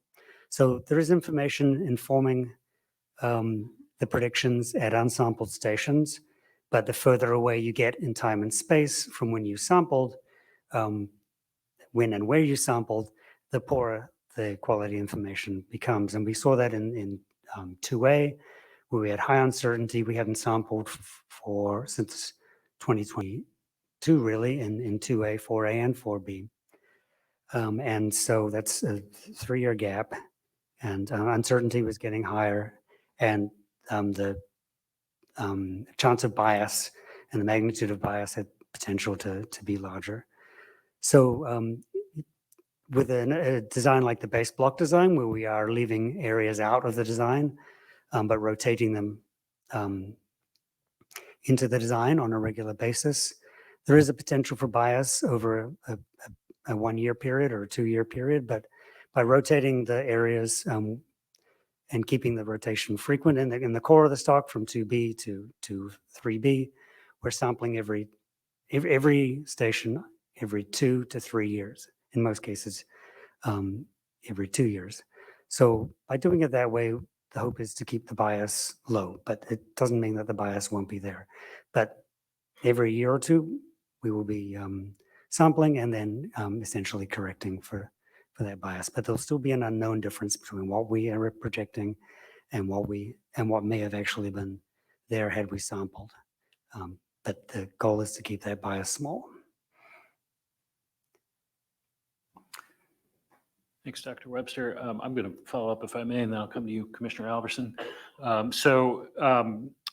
Dr. Webster, I'm looking at the figure for 2A. I'm not sure which slide it was. It's figure 5 in the paper. So just following on your response to Commissioner DeGreef, looking at the, thank you. Looking at the trend the last few years, if I recall correctly, we did have some sampling in 2A 2 years ago, right? In 2023? We did. We had 24 stations in the far north of Washington, which is not, it was better than nothing, but it's not representative of the area as a whole. Okay, so maybe that's helping to answer my question. Trying to understand why the big gap going, not just, I understand the correction from last year when we had no new data, but there's also a sizable correction from 2 years ago.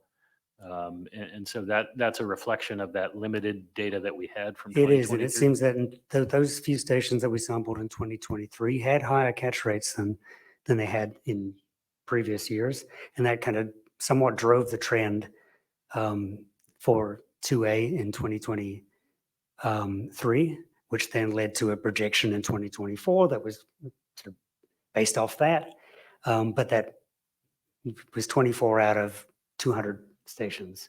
So that is, there's higher uncertainty, but it was the best information we had, but it wasn't representative. So yeah, it's in 2025, we had a much more representative survey, which didn't correspond with what we saw at that small number of stations in 2023. Okay, thank you very much. Commissioner Alverson. So Dr. Webster, the question I have is, do survey areas in Alaska and British Columbia have hypoxia events such as 2A, or is 2A sort of unique to those? From the data that we've been collecting since 2009, 2A is unique. We occasionally get stations in other areas, 2B, 2C, 3A, that have dissolved oxygen levels below 0.9 milliliters per liter or similar. But they tend to be isolated, not in large groups that we see in the hypoxic zones that sometimes set up in 2A. So as far as we can tell from our data, 2A has been, at least to date, unique in that respect. Any other questions? Okay, thank you, Dr. Webster. Dr. Wilson. Yeah, thanks very much, Chair, and thanks, Ray. We are ahead of schedule, and I think in talking with Ian, he's comfortable completing the stock assessment presentation in the time before lunch. So if it's okay with you, Chair, we can move on to agenda item 5.2, and Dr. Stewart would address paper 10. Okay, great, thank you. Dr. Stewart.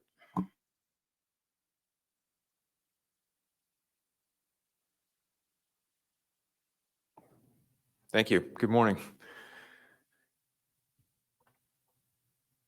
I'm also going to have to get this working.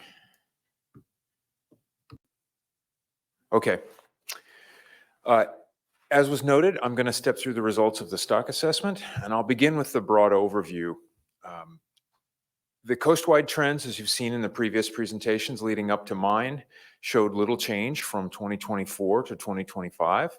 However, as you'll see when we get into greater detail, there were some important differences among the biological regions and among individual IPHC regulatory areas. When we look at the results from this year's survey and fishery, we see that we saw a shift to younger fish this year. The 2016 and 2017 year classes were particularly important to the catches in both of those data sources. This is a marked shift from the last several years where we've been primarily fishing on the 2012 year class. The 2025 stock assessment was a full analysis, meaning we rebuilt all the data sources. We evaluated all the assumptions in the processing of the data and in the models. However, unlike some of the previous full stock assessments, this year's analysis did not result in any major changes to either the trend or the scale when compared to the results from last year's stock assessment in 2024.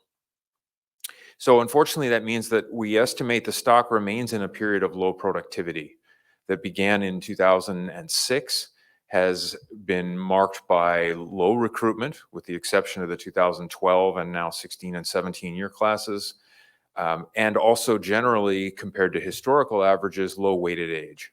So it's a combined effect of small fish for their age and fewer of them. And that's where we've been now for approximately 20 years.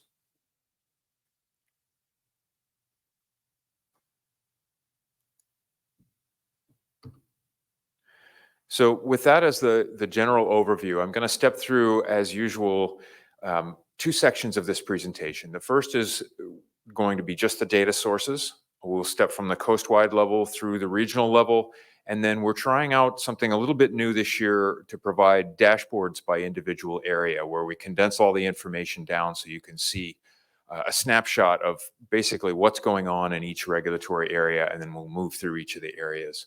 Then I'll move into the results of this year's stock assessment modeling, including a little background on what we did this year, what the results are, and how that relates to some of the reference points.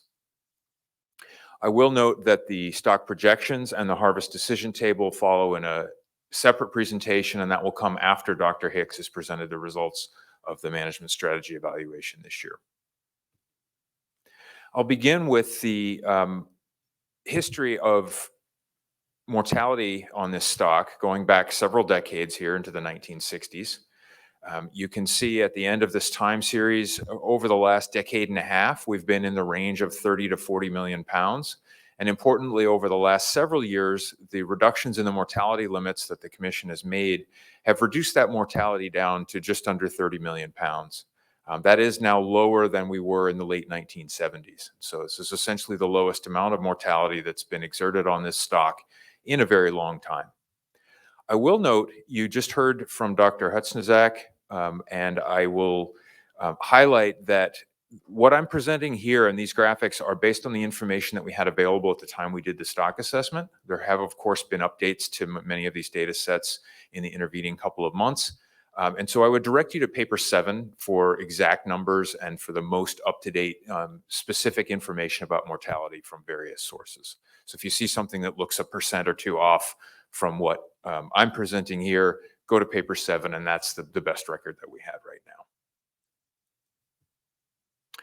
This graphic shows the recent coastwide TCEYs as the blue line across the top, and the gray bars are the mortality accruing to those coastwide TCEYs. And you'll note that up until 2019, we were very close to the mortality limit virtually every year. And then beginning in 2020, we have been below the combined mortality limit across the entire coast by about the same amount for every year beginning in 2020.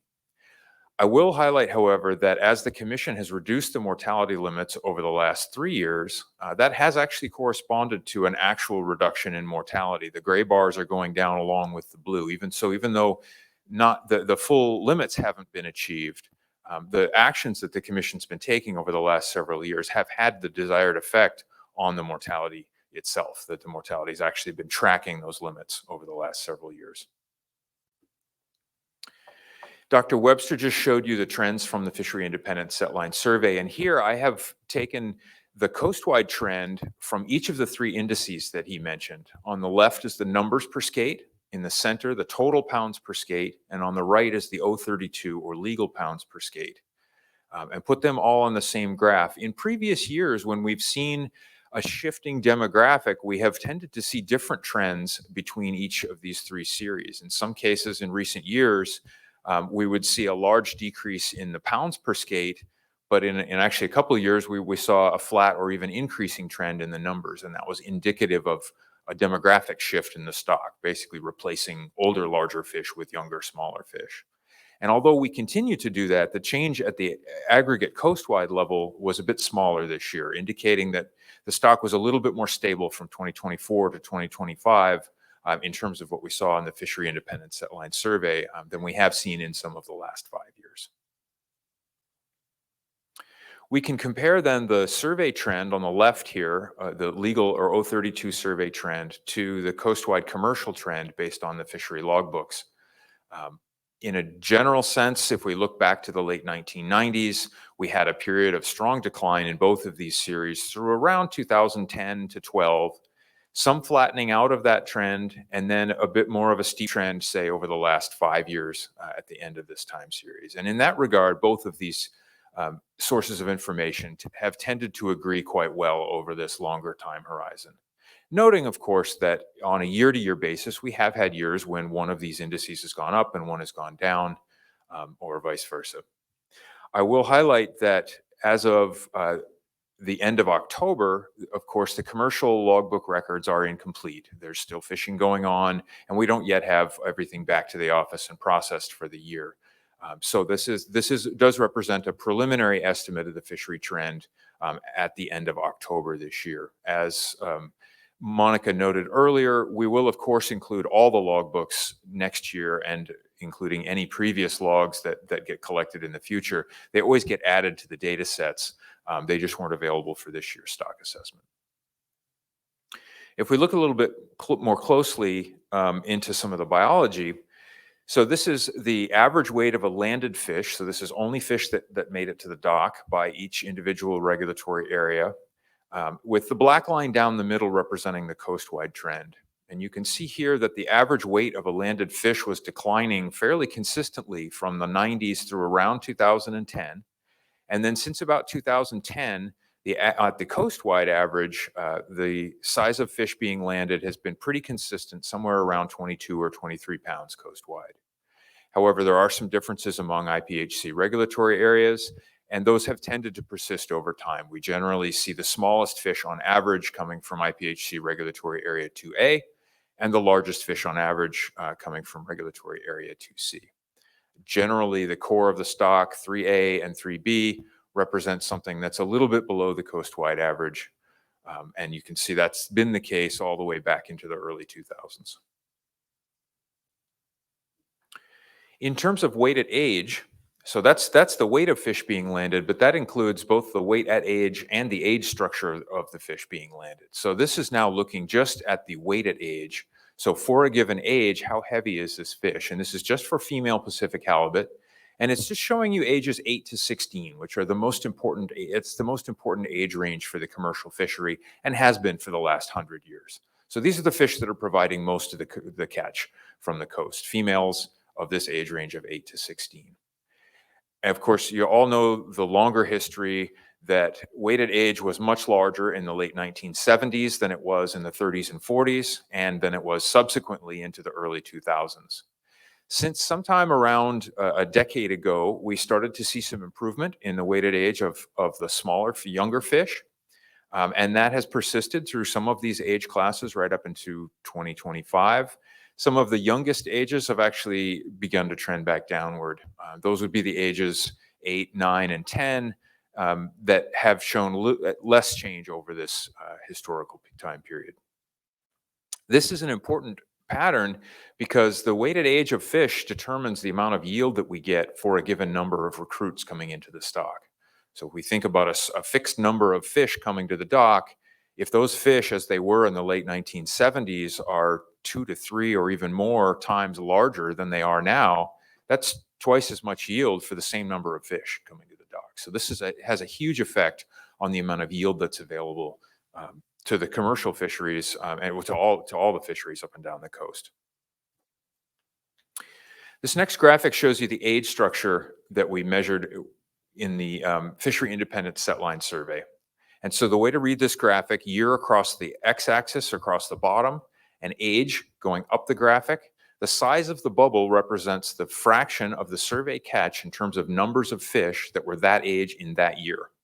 So if you just look across to the far right and look for big circles, you can pretty quickly see that we had a lot of fish at ages 8 and 9 in 2025. These represent the 2016 and 2017 year classes. If you look back 1 year, you can see we did see some of those fish in 2024 as 7 and 8 year old fish. As we see these year classes multiple times, we can be more certain about the magnitude of those year classes.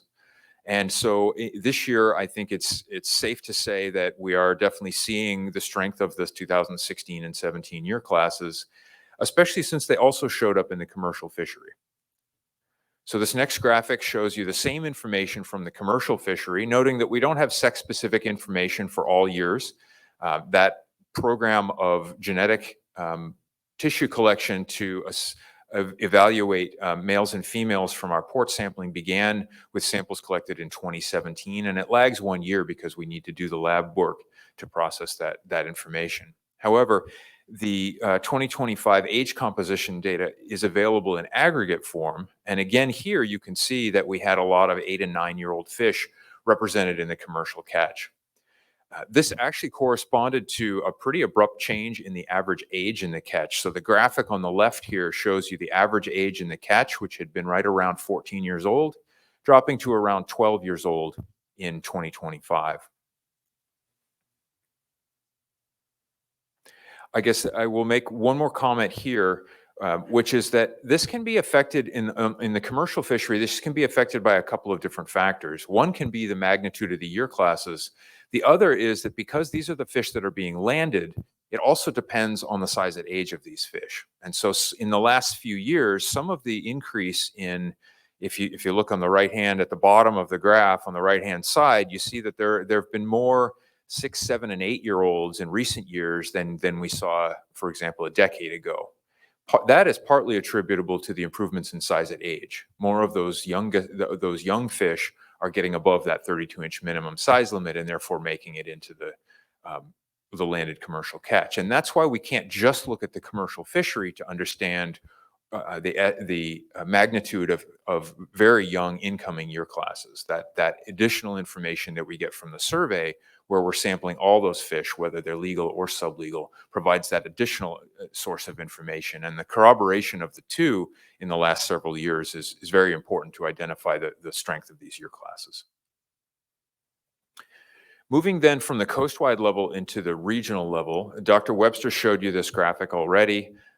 This is the all sizes, or both legal and sublegal fish in terms of weight per skate, measured on our Fishery Independent Setline Survey. As Dr. Webster noted, we report the year-on-year change in this case, from 2024 to 2025 on each of these panels. But I would encourage you to look also just beyond the year-on-year change to some of the broader patterns that we're seeing here. In particular, Region 2, while we did see a 13% decline from 2024 to 2025, if you look back in time, you can see that the catch rates in Region 2 over the last several years have not been terribly dissimilar to what we were seeing in the mid-2000s. Similarly, if you drop to the bottom left-hand panel in Region 4B, even though we saw a 2% increase, I'll highlight two things here, as Dr. Webster did. There's still a considerable amount of uncertainty due to the small survey footprint in recent years in 4B. And you can also see that we have been at or very close to as low a catch rate in 4B as we've seen going back for about 20 years now. The regional catch rates of all sizes is what provides the information to estimate the biological stock distribution each year. And to refresh your memory, we divide the stock up into 4 biological regions, not because there are any lines on the water that are necessarily going to be hard boundaries for Pacific halibut, But because we recognize that the level of individual IPHC regulatory areas is really far too small to describe the biology of Pacific halibut. These fish are moving across individual regulatory areas, even within a calendar year, even during the fishing season. So we find this definition of biological regions to be more helpful to think about how the biology of the stock is playing out.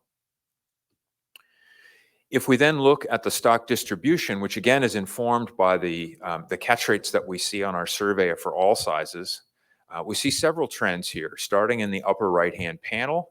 In region 3, which is the core of the stock, historically, until the early 2000s, we saw approximately 2/3 of the stock distributed in region 3. That has been essentially declining for the last 20 years, and we're down now to less than 50% of the stock distributed across region 3, which is 3A and 3B. So we've seen a long-term change in the proportion of the stock that is in that central geographic core area. Conversely, in the bottom right, you can see that in region 2, we've seen a long-term increase in the proportion of the stock there, where historically we may have been around 15%. Over the last decade or more, we've been around 25% in region 2. And so despite the drop from 24 to 25, we remain at a relatively high fraction of the coastwide stock distributed in region 2. The last comment I'll make here is on 4B, which is the bottom left-hand panel. And they're noting that because we've had such a sparse survey in 4B, you can really see the breadth of the shaded intervals there. And in 2025, the best we can do is that the stock distribution is somewhere between 5 and 11%. And that's a pretty broad spread given the point estimate somewhere in the middle there. It's a similar amount of uncertainty that we have on areas with a much higher fraction of the stock occurring in those areas. So to put all that information that I've just provided you down into a single dashboard, and then I will step through the same figure for each of the IPHC regulatory areas. So what I'm showing on each of these panels is the coastwide survey trend in legal pounds per skate, the coastwide fishery trend in terms of weight per unit effort. This is from the logbooks, and this is the landed catch. In the upper right is, again, the TCEY in blue, and the mortality accruing to that TCEY as the gray bar. And then to provide just a little bit more resolution on the most recent year, 2025, the bar chart shows the breakdown among fishery sectors of that mortality in the most recent year. So in 2025, you can see, for example, that approximately 2/3 of the coastwide mortality came from the directed fishery landings, about 16% from recreational, 13% from non-directed discards or bycatch, 3% from subsistence harvest, and 2% from discard mortality in the directed commercial fishery. So I'm not going to go through that level of description on each of these panels, but now you know what to look for. So now I'll step through each of the IPHC regulatory areas, beginning with IPHC regulatory area 2. I will note here that in the commercial panel, I've divided the commercial logbook CPUE into tribal and non-tribal. Those fisheries are they occur in different times and places in 2A.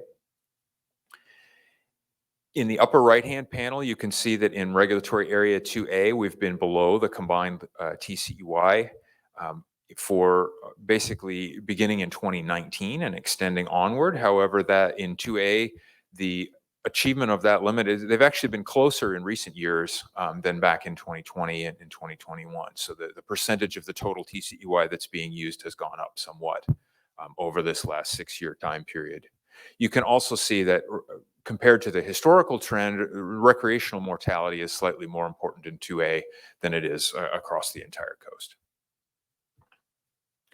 Moving then into regulatory area 2B. Here, I've divided the commercial series into fixed gear and snap gear. We use both of these in 2A and 2B. We use both of these series. In 2C and the other areas, the index that goes into the stock assessment is based only on the fixed gear. But in 2A and 2B, fixed gear represents such a small fraction of the overall fishing activity that we actually use both series. And here you can see general agreement between the fishery and the survey trends, pretty close attainment of the TCEY in recent years, slightly below in 2025. And here you can see that in IPHC regulatory area 2B, approximately 3/4 of the mortality occurs as directed fishery landings. Moving then up to regulatory area 2C. Again, I'm not going to go through all the detail on each of these slides. However, noting that the recreational component is more important in 2C than in any IPHC regulatory area up and down the coast, at least in 2025. In 3A, here I want to highlight with regard to the survey trend and the commercial trend, this is one of the places where we saw some divergence between what we measured with the Fishery Independent Setline Survey and what we saw in the commercial fishery logbooks. Both the fixed and snap gear indicated a 16% decline from 2024 to 2025, and a relatively consistent decline over the last 4 years following the even steeper declines before that. Over the last 4 years in the Fishery Independent Setline Survey, we've seen only a modest decline in the catch rate of 032 fish. So we have seen some divergence, particularly in 3A, between these two time series. And at this point, without a more comprehensive survey, it's difficult to disentangle whether this could be some of the potential bias that Dr. Webster spoke of having a small footprint in our survey for the last several years in 3A, or whether this is representative of other factors affecting the commercial fishery trend. But I would like to highlight that there is some difference there, particularly in the year-on-year trend from 2024 to 2025. Moving further west into IPHC regulatory area 3B, here I will note what I think is one of the highest fractions of the commercial landings to the mortality in 2025. You see that over 80% of the mortality was from the commercial fishery landings. Moving into IPHC regulatory area 4A, again here we saw some divergence in the year-on-year trend between the commercial fishery, both gear types, and the survey. The survey was up 3%, noting that we had a relatively modest survey footprint in 4A. I believe just over 30 stations from the Fishery Independent Setline Survey, and then some information from the trawl survey north of the Aleutian chain, where the trawl survey, the Eastern Bering Sea trawl survey, overlaps our design in the northern part of 4A. Here you begin to see a higher fraction of the mortality occurring from non-directed discards at 40%. And here you can also note that there's the mortality accruing to the TCEY has been substantially below the TCEY since 2020, and that gap has been actually wider over the last few years than it was in the first 3 of that 6-year time period. Moving out to regulatory area 4B, again here we see some divergence in the year-on-year trends between the commercial fishery and the survey, again noting a very small survey footprint, but also noting here that the commercial fishery, although they've shown both gear types have shown some increase over the last several years, they remain pretty close to the lowest commercial fishery catch rates that we've seen in that IPHC regulatory area. Definitely want to highlight in the upper right-hand panel here that beginning in 2019, we started to see a divergence or a drop in the percentage of the TCEY that was being caught in 4B, and that has continued. Not only has it continued, but that gap has continued to grow. And I believe 2025 is the lowest fraction of the TCEY that's actually been harvested in that area over that time period. Finally, moving to IPHC regulatory area 4C, D, and E, again noting some difference in the trend, a bigger increase in the commercial indices than we saw in the survey from 2024 to 2025. Also, over the last 6 years, a reduction or a less mortality occurring than could have occurred under the combined TCEY in this area. Highlighting that in 4C, D, and E, this is the place with the greatest overlap with other fisheries and therefore the greatest amount of non-directed discards or bycatch relative to other sources in 2025 that represented 80% of the mortality in this regulatory area. I want to speak a little bit more to the survey trend in IPHC regulatory area 4C, D, and E, highlighting here that we had no direct Fishery Independent Setline Survey activity in 4C, D, and E in 2025. However, This is a calibrated survey against the NOAA trawl survey, and the NOAA trawl survey sampled the entire Bering Sea shelf and northern Bering Sea in 2025. And so that 6% increase there, I know we had some questions earlier about what happens when we don't sample. That 6% increase is being driven by actual data. It's being driven by the trawl survey information, again, calibrated to our survey through a paired design that we did in 2 different years to calibrate these 2 sources of information. And that's why you see there isn't a big increase in the uncertainty or the shaded area at the end of that time series. Because even though we didn't have any direct set line work there, we're still getting good quality information from the trawl survey and for CD&E. Now, you will note that there's been a pretty substantial decline in the legal catch per unit effort in for CD&E, particularly from those peaks that we saw in the late 1990s and into the early 2000s. After a period of a slightly flatter trend across the mid 2000s, we've then seen another period of decline beginning somewhere around 2016 and continuing on just until last year. I want to zoom in a little bit more closely on that. So this is that same biomass trend of that previous figure, but now instead of just a line, it's actually showing you the components, the geographic components of that biomass and where they occur within the northern or within the Bering Sea.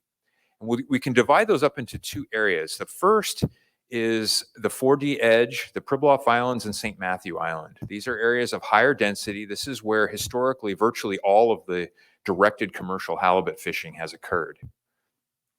The other components in the Bering Sea, the northern flats and the southern flats, this is the broad expanse of the Bering Sea. Halibut occur in this area at much lower density, effectively not at commercial densities. It's just these fish are largely inaccessible to the fishery because they occur in low density, spread over a very large area. The fisheries in the Bering Sea rely on these fish to aggregate either around the islands or on the edge where they can reach densities that are commercially viable. And if you track then these 2 components in the Bering Sea over time, you can see that historically in the late 1990s, there were a lot more fish in those around the islands and on the edge, and therefore readily available to the fishery than we have in recent years. So those percentages, approximately 35% of the biomass back in the late 1990s was in areas that were fishable.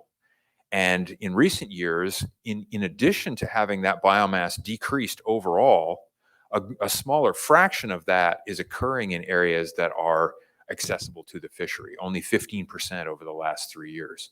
So this is essentially a double hit on the fisheries in the Bering Sea, in that the biomass has gone down, and also the fraction of that biomass occurring in areas where the fishery can operate has gone down as well. Okay, so that concludes the data component of this presentation. I'll just do a quick time check and make sure I'm okay to continue through the modeling. So I'll move now into the results, the process and the results from this year's stock assessment models. As you may recall, we conduct a full stock assessment every 3 years. What does a full stock assessment mean? It means that we go all the way back to the individual data sets. We rebuild everything. We evaluate in tandem with our scientific review board. We evaluate the assumptions in how we process the data, how we put it all together, how we build the models, and we look for places where there could be improvements to be made. In 2015, this was the first year that we moved to using 4 models in the stock assessment. In 2019, we added the newly available commercial fishery sex ratio data. And in 2022, we improved the treatment of natural mortality in the stock assessment models. These were all pretty big changes that had relatively large effects on the results of the stock assessments in each of those years. In between full stock assessments, we make no major changes to the treatment of data or the model structure. I think we basically add the new information, turn the handle, and unless something doesn't look right, we continue to move forward with essentially the same model structure. And if there are changes made, we discuss those in depth with our scientific review board. For 2025, we went through the same process. It was a full stock assessment year. It wasn't described in detail in the earlier SRB report review that you heard, but you can go back and look through the materials provided to the scientific review board and see that in June we do an extensive review of the stock assessment.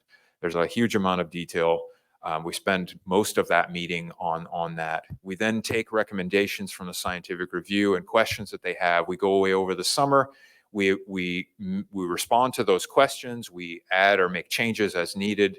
And then we bring that information back. The models are finalized in September, and that's what comes as the full stock assessment. The improvements that we made for 2025 included, it's a bit of a laundry list. Most of them were essentially housekeeping, improvements to things that we'd either already been working on and just were finishing up, or things that we tend to revisit in most stock assessments. For example, trying to figure out whether we can improve the treatment of environmental information in the stock assessment. I think in all of the recent full stock assessments, we've evaluated, can we squeeze any more information out of environmental indices to try to inform and help us better understand what's going on in the stock dynamics. The one I want to highlight here is the last one that's in bold, which is that we had available to us this year at the end of a multi-year research program, research project by our Biological and Ecosystem Sciences branch, which you'll hear more about this afternoon. We had, for the first time, access to an updated maturity ogive. Based on modern methods, we have an improved understanding of what ages these fish are maturing and what fraction of each age is mature as they move from ages 7 up to ages 20. And so this information is included in this year's stock assessment for the first time. And this represents the first time we've been able to update the maturity schedule since the early 2000s. The previous curve was, I believe, developed back in around 2002. So this was a major step forward.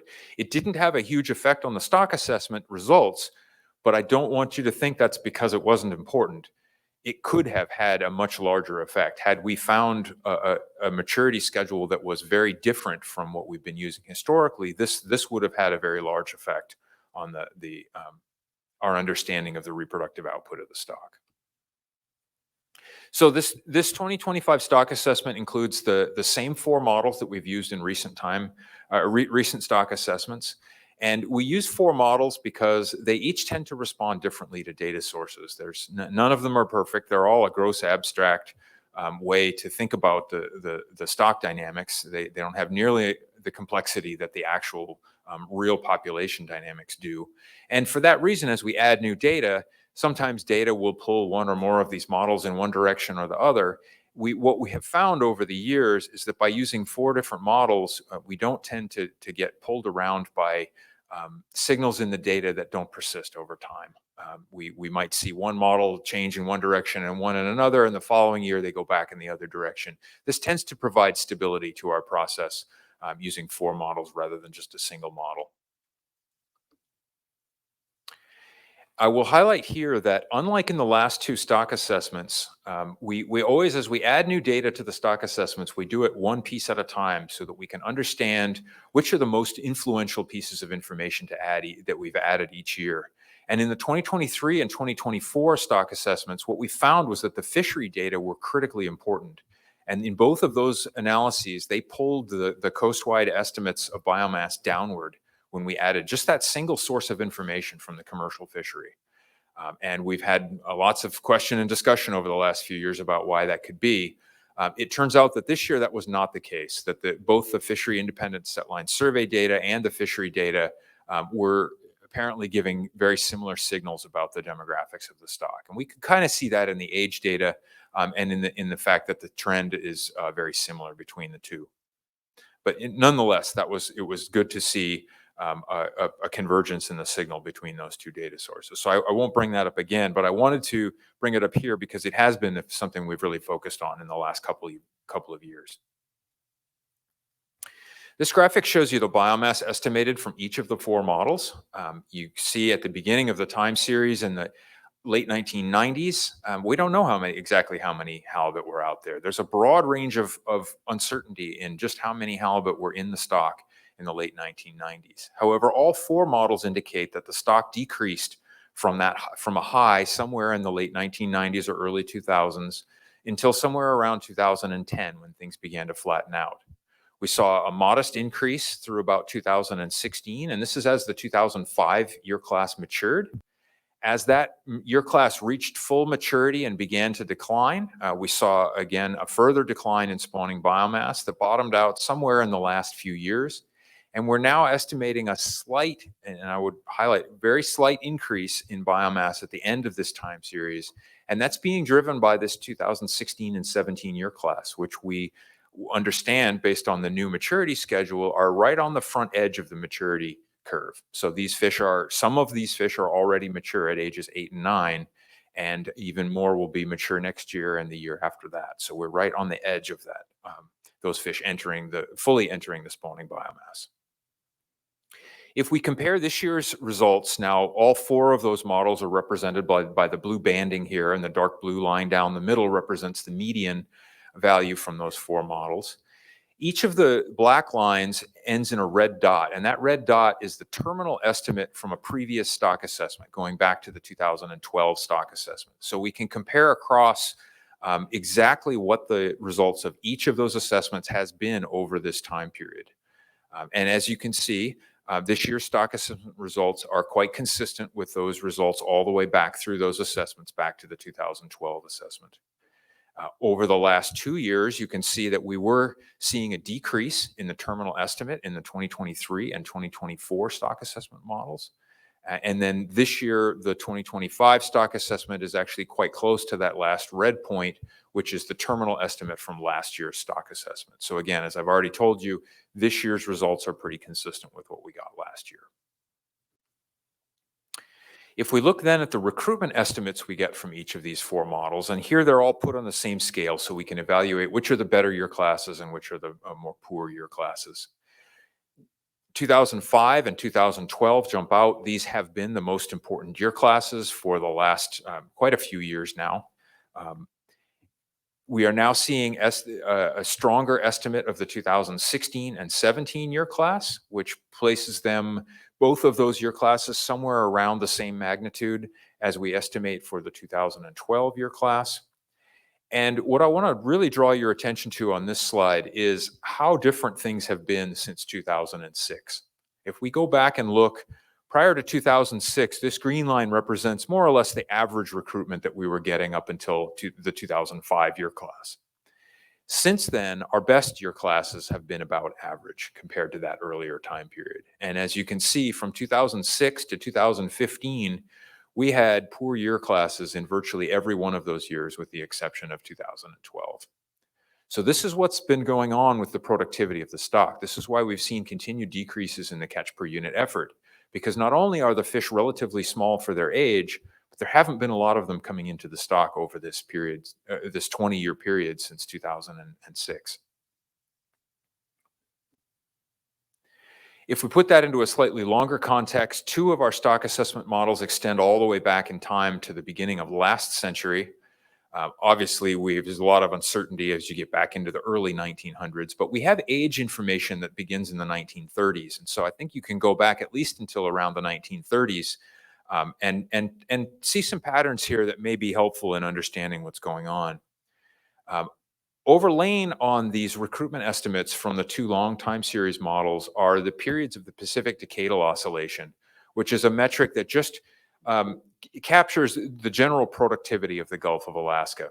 Often when the Pacific Decadal Oscillation is in a positive phase, such as it was from 1977 up until the late 1990s, on average, we tend to have better recruitment from this stock than when it's in a negative phase. And that we were in a negative PDO phase from the late 1940s until the late 1970s. And you can see from this graph that that corresponded to a long period of low recruitment. And then we've been largely in a period of negative PDO at the end of this time period, beginning in the late 1990s. And although we still had a few good recruitments after that transition, since then we've had other poor recruitments. This is a revised index. The PDO index that we had up until last year was standardized slightly differently, but the effect on the stock assessment is essentially the same, which is that on average, we tend to see lower recruitment when we're in a negative PDO phase. And so looking forward, this is really the only forward-looking indicator that we have, and we continue to be in a negative PDO period even through 2025. Moving now into some of our reference points. This graphic shows you our estimates of the fishing intensity on the stock. So the way to read this graphic is that the higher up you are on the graph, the harder we were fishing. The blue banding represents the results of this year's stock assessment, similar to the spawning biomass trajectory I just showed you. The black lines are historical stock assessments going back to 2012, with the red dots being the estimate of fishing intensity that was projected for the year based on the mortality limits that the commission set. You can see there's quite a bit of variability there. And so I already described those two things. The light green line, which isn't terribly visible there, but it's there. Hopefully you can see it from the back of the room. That light green line shows the reference level of fishing intensity, which was an F46% policy up until 2020, and then subsequently it's been an F43 target, which is a slightly higher level of fishing intensity than was used in the previously. So a couple of broad patterns here. You can see that the highest point on this graphic is in the mid-2000s. So from somewhere around the early 2000s up until around 2011 or 12, we were fishing the stock as hard as we have been in this entire time period. The mortality limits that were set by the commission beginning around 2013 brought that, well, beginning before that, but really bringing that back down to levels similar to where we've been since then, began around 2013. And the mortality limits that have been set since then have resulted in lower fishing intensity than we had over most of the previous decade. The dark blue line at the end of this time series, you can see has been below the reference level of fishing intensity for the last several years. And that has been consistent with what we have projected from the stock assessment, which is that the commission has set limits that are below that F43 reference level. Noting that that red dot at the end of the time series for 2025 was the projected fishing intensity for last year based on the limits at the time they were adopted. And we estimate coming into this year's assessment that we were pretty close to where we thought we were going to be in terms of that level of fishing intensity. Which I've lost my mouse.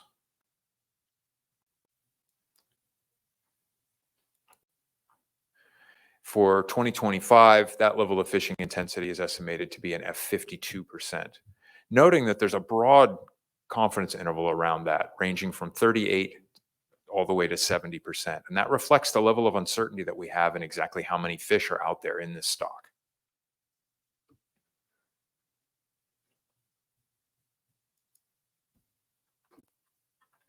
Okay, so you actually saw this graphic earlier from Dr. Jensen as part of the Scientific Review Board report. This is how we calculate our reference points with regard to the spawning biomass time series. And so as Dr. Jensen described, there's two things plotted on here. The upper line is the estimated spawning biomass in the absence of any fishing. And this is going to change due to recruitment and weighted age. So if we weren't fishing on the stock, the Pacific halibut stock wouldn't be constant. It would be fluctuating up and down. It would be varying depending on how many recruits were coming in and how big those fish got at any period in time. The bottom line here is our actual estimate of spawning biomass. And so that's going to include not only the changes due to recruitment and weighted age, but also changes due to fishing on the stock. And so the difference between those curves is exactly that. It's the effect of fishing. So that's how we can measure what is the effect of fishing on the spawning biomass at any point in time. If we look back to 2011, where this gap is the largest, you can see that that was at the end of that long period of relatively high fishing intensity. And we estimate at that point that we would have reduced the stock by 70% relative to where it was in the absence of any fishing. If we then forward to the end of the time series, we estimate at the beginning of 2026 that the stock has been reduced by 62% relative to where it would have been in the absence of any fishing. So we've actually, since 2011, we've actually moderated the effect of fishing on the stock. However, if you look at the blue line here, you'll see that the actual spawning biomass is below where it was in 2011. So although we've reduced the effect of fishing on the stock, because we have had low productivity over this whole time period, the stock has continued on a slow but consistent downward trend over this time period. So we are at a lower spawning biomass now than we were then, even though we've backed off on the level of fishing intensity on the stock. The ratio of those two is this graphic right here. And so it's same numbers I just showed you, but now instead of thinking about a 62% reduction due to fishing in a relative sense, that current status is 38%. So it's just the inverse of that. We are at 38% of where we were if we hadn't been fishing on the stock. And here again, you can see the effect of reducing the effect of fishing since around 2011. This curve is actually going up because this is only measuring the effect of fishing, not the absolute level of spawning biomass. The uncertainty represented on this graphic also indicates that there's a broad range of potential status that's plausible, even extending down below our reference point of SB 30%, which is that dashed line, and just barely getting to the edge of that SB 20% zone, which is the red zone at the bottom of this graphic. And Dr. Hicks will speak a little bit more about our reference points in his presentation as well. This table just summarizes a bunch of material that I've already gone over in quite a bit of detail. I do want to highlight a couple things here. The third row down, the probability that the SPR, or the fishing intensity in 2025, well, sorry, the probability that the SPR is less than the limit, or the fishing intensity is above the limit, that is a new metric, because until the interim meeting, the IPHC had not yet adopted a harvest strategy policy. And now that we've adopted a harvest strategy policy, we have a fishing intensity limit, and we can calculate the probability that we are exceeding that. And that is actually less than 1%. So the good news is there's little chance that we're exceeding our fishing intensity limit as in our newly adopted harvest strategy policy. I think I've covered everything else on this graphic, but I just wanted to highlight that. It's a new addition since you saw this material at the interim meeting.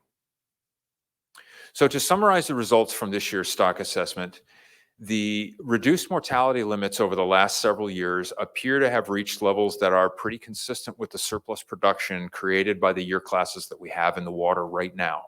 That's what's left of the 2012 year class and the 2016 and 17 year classes, now at 8 and 9 years old. Both the Fishery Independent Setline Survey and fishery indices are at or pretty close to historically low levels across the stock as a whole, with many of the specific differences that I outlined as we went through each of the IPHC regulatory areas. We remain at low productivity due to average weighted age being low relative to what we've seen in decades past, and this low recruitment period that began in 2006. Despite the low absolute biomass, the stock is currently estimated to be above our reference point of B30%, and our fishing intensity to be much lower than our reference level of fishing intensity of F43%. So we are not currently triggering any of our reference points, despite the fact that we are at a low spawning biomass. And that concludes the assessment presentation for this morning. Again, I'll have more on projections and looking forward after lunch. Okay, thank you, Dr. Stewart. Clear as always, but lots of things to think about.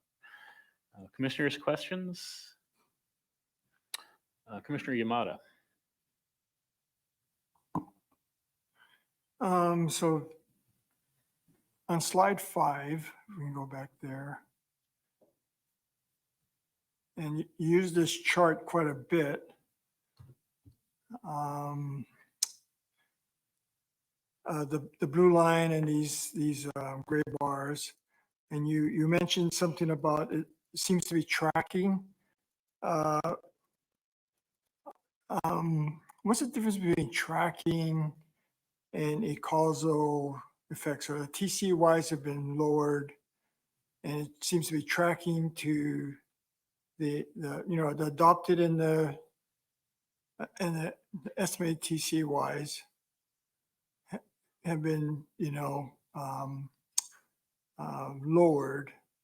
It seems to be tracking to our estimated TCY mortality. How close is this tracking to a cause and effect kind of relationship? Because we use this chart quite a bit, and I'm just trying to get a handle on Or, you know, like if we had the similar kind of chart that had, say, environmental conditions with another orange line, that if we tracked environmental conditions over the same period, would there also be some kind of relationship like that? So I'm just trying to get a handle on what we do as a reason for that relationship. How strong is that relationship? Yes, thank you, Commissioner Yamada, for the question. I think I'll divide it into two parts. There are things that will vary with the stock that might lead the commission to change catch limits. So there could be correlations with a wide variety of things. The general productivity of the stock certainly would be correlated with these patterns. When I mentioned here that these two trends are tracking, the concern would be if you're not catching the full TCEY, you could end up in a case where you then reduce the mortality limits, but because you hadn't been catching the full mortality limit to begin with, you could actually see an increase in mortality even though the limits were coming down. And so when I mentioned tracking on this slide, my intent was to highlight that the mortality has actually been responsive to the limits that the commission's setting. So it's particularly over the last 3 years, as you can see, as the commission has brought the limits down, the actual mortality has come down as well. And so I think I'm just noting the responsiveness of the management system to the limits that the commission's setting, such that we are not in a situation where those are become decoupled. You could imagine a case where if you were far enough below those limits, you could change the limit and you might not see a response in the mortality. So that's really all I was trying to express with this graphic. I hope that answers your question. Somewhat. In slide 33. Go back here.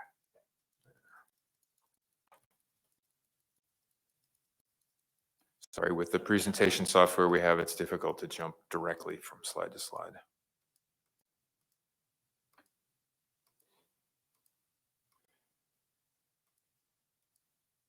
So that blue line tends to have, is it the spawning biomass slowly ticking up at this time in 2025? Is it actually leveled out and going up? Yes, thanks for the question. We do estimate that there's a slight increase between the 2025 and the beginning of 2026 values. And that is because we're seeing the 2016 and 17 year classes. And based on our understanding of maturity, those fish are going to be maturing. So we're essentially coming across this period of poor recruitment. And we now have the 2 year classes at the end of that time period are just entering the steepest part of the maturity curve. And so that's why you see a slight increase there. Thank you. That's questions I have.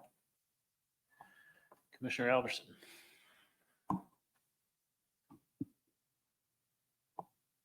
Dr. Stewart, when I have questions off those two charts also, maybe 32, when you concluded your comments in this section, you said I think you said that the fishing intensity had gone down. So is that based on us or the fleets and the not catching 100% of what we prescribed? Had we caught 100%, would the fishing intensity still be down? Thank you, Commissioner, for the question. Yes, it's a combination of both of those things. So the fishing intensity has gone down because the limits have been brought down, but also in addition because the full limit hasn't been caught. So we would be in a case where we had reduced over this time period, we would have reduced the fishing intensity even if we had caught the full TCEYs in every year. But we've seen an extra reduction in the fishing intensity because we haven't caught those, especially in the last several years. So both of those things are true. Okay, thanks. Other questions? Commissioner Davis. Thank you very much, Dr. Stewart. I was looking and comparing a bit between slide 9 and 30. So slide 9 was about weighted age, and then 30 and 31 got into recruitment. And I'd never really noticed before. it looks as though weighted age peaks quite a bit earlier than when we think recruitment was stronger, which appears to be sort of more closely correlated with the PDO positive phase. And I wondered first, am I reading that all correctly? In that the weighted age graph, I think weighted age kind of peaks around the late 70s, and then it actually starts to decline for a long time, as we all know, through that period when the PDO was in the positive phase. So it just struck me as a bit weird. Do you have, or does the Secretariat have thoughts about why this potential disconnect between a period where we think the conditions were more positive for recruitment, but look like they're in the same time series as when weighted age would have been declining pretty steadily? Yes, thanks, Commissioner Davis, for the question. And the short answer is that we don't understand either of these processes very well. That's the reality of it. Our ability to predict changes in weighted age and changes at recruitment is poor. However, there's been an extensive amount of research on these topics over the last 30 years. And one of the leading hypotheses, especially early on, around 20 years ago, looked like it was quite promising, was density dependence, meaning when you have a lot of fish in the water, they tend to compete with each other and grow more slowly. And that was potentially explaining some of that trend from the late 1970s, when the fish were as big as they'd ever been. We started to then see shortly thereafter a lot of young fish, a lot of fish moving into the stock, and a decrease in the size at age of those fish. So as the abundance went up, the size at age went down. And that's something that we might expect, we might see it across other species as well, a density dependent response of that nature. However, that didn't prove to hold up over the long term. And so those hypotheses got expanded to include, well, maybe it's the density of halibut and arrowtooth flounder and other competitors, and maybe that's an explanation. And I would have to conclude now, after 30 years of looking at these, that it is almost inevitably a combination of factors. It's not a single factor driving either of these. And it's possible that the most important drivers have actually changed over time as well. And because we have yet to find one that explains this whole time series. So I don't think it's necessarily inconsistent to have two different life history processes responding differently to productivity. It's quite possible to have good conditions to get your eggs and larvae to the right place and have them survive. And those might not be the same conditions that result in the best growth of older fish. But it is your characterization of the historical pattern, I think, is correct, is that these two things are not quite in phase.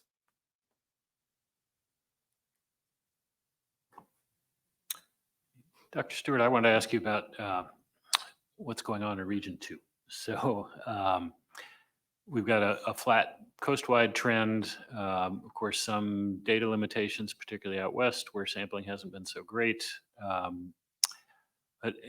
And we know that there's been some hypoxia events in 2A that maybe are not present elsewhere. So I wonder if, just sort of aggregating all of these bits and pieces, if you care to opine a little bit about how the commission should be looking at the disparity we're seeing with Region 2 versus the rest of the range. Yes, thank you, Commissioner Kurland, for the question. Region 2 is a little bit unique in its place in the overall stock dynamics, in that it is at the end of the life history movement pattern. So many of these fish are born in the Western Gulf or in the Bering Sea, and over their lifetime, they're going to be generally moving to the east and to the south. And we've estimated from our pit tagging study and from other studies that there is a net immigration from the west to the western areas to the eastern areas. And that tends to depend on year class strength. And so we have an interaction there between when we see large year classes come through the stock, how long it takes them to move across the stock and show up in Region 2. And so I think part of what we may have been seeing in the dynamics over the last decade is a delayed response in region 2 to the same patterns we've been seeing in the rest of the stock for a slightly longer time period. Meaning that these year classes that we've seen in the 2005 year class in particular seemed to be in greater abundance in region 2 at the very end of its lifespan than we were seeing in some of the other areas. So essentially, as it faded out, the last of those 2005s were in region 2. This is, to be fair, this is a little bit speculative. This is, you asked for my interpretation, so I'm giving it to you. This is looking across. I mean, I would encourage people to look at some of our visualization tools of survey trends. You can actually track cohorts and look at how they move across the geography over time. But generally, when we see strong cohorts, we see them starting on the ends of the stock, moving back to the middle, and then at the very end of their lifetime in region 2. So several different dynamics there. The other thing about region 2 is that prior to the mid-2000s, we believe that we were having a much higher level of fishing intensity on region 2 than other regulatory areas, and then we have had in region 2 since then. So we also effectively changed the exploitation rate in region 2 in the mid-2000s, around 2006-ish. And since then, we've had a lower level of fishing intensity, which may have led to a different response in the biomass trend over the subsequent 20 years than we saw in some of the other areas, despite the effects that we've had on the whole coastwide stock. So I realize that's not a very clear answer, but at least I think it highlights the complexity and some of the unique features of region 2. Thanks. Let me just follow up on part of that, if I may, and see if I'm tracking you correctly. So when you're referring to sort of strength of year classes and when that's manifesting itself and what we're seeing in region 2, is that essentially saying that some of the more abundant year classes that we have seen become less prominent in the catches and the survey results out west are now becoming less prominent in region 2? So it's sort of a time lag, if you will, of some of the downward trends that we have seen in region 4 and region 3, now manifesting more in region 2. Did I get that right? Yes, I think I would agree with that characterization. And to be fair, this is a general observation. I don't have a specific graphic to point to here. This is a pattern that we see across year classes. We tend to see more variability in the west and a kind of west to east signal over time. So yes. Okay, thank you. Commissioners, any other questions? Commissioner DeGrief. Yeah, thank you, Dr. Stewart. Looking at like slide 11, for instance, I know we're jumping all over the place here and it's tough, but we saw that strong decline in age in the fishery itself. And you can also see through the bubble plots, the 2012 year class seems to be, not driving the fishery as much as these 2016 and 17. And so that year class has been kind of driving our fishery for the last number of years prior to this year. And could you just dig into what's happened to the 2012 year class? Where are we at with it? And is that why we're also seeing this drop in age?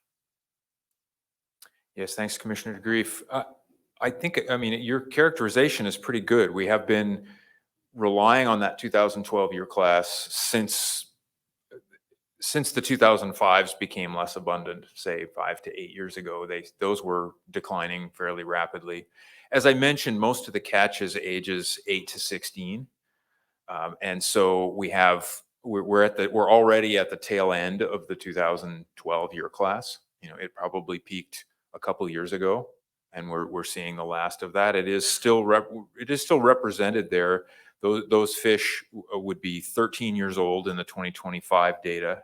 So I don't know if my cursor actually shows up. It does. I'll just put the cursor. This bubble here would be the 2012s in 2025, and they're still there. We have not, when a year class is just moving into the data, as I mentioned, the first time or two that we see it, we have an uncertain look at how strong that year class is. And the more times we see it, the more certainty we have about just how strong that year class is. And we're pretty comfortable that the 2012 year class is pretty well described now, because we've caught most of them at this point.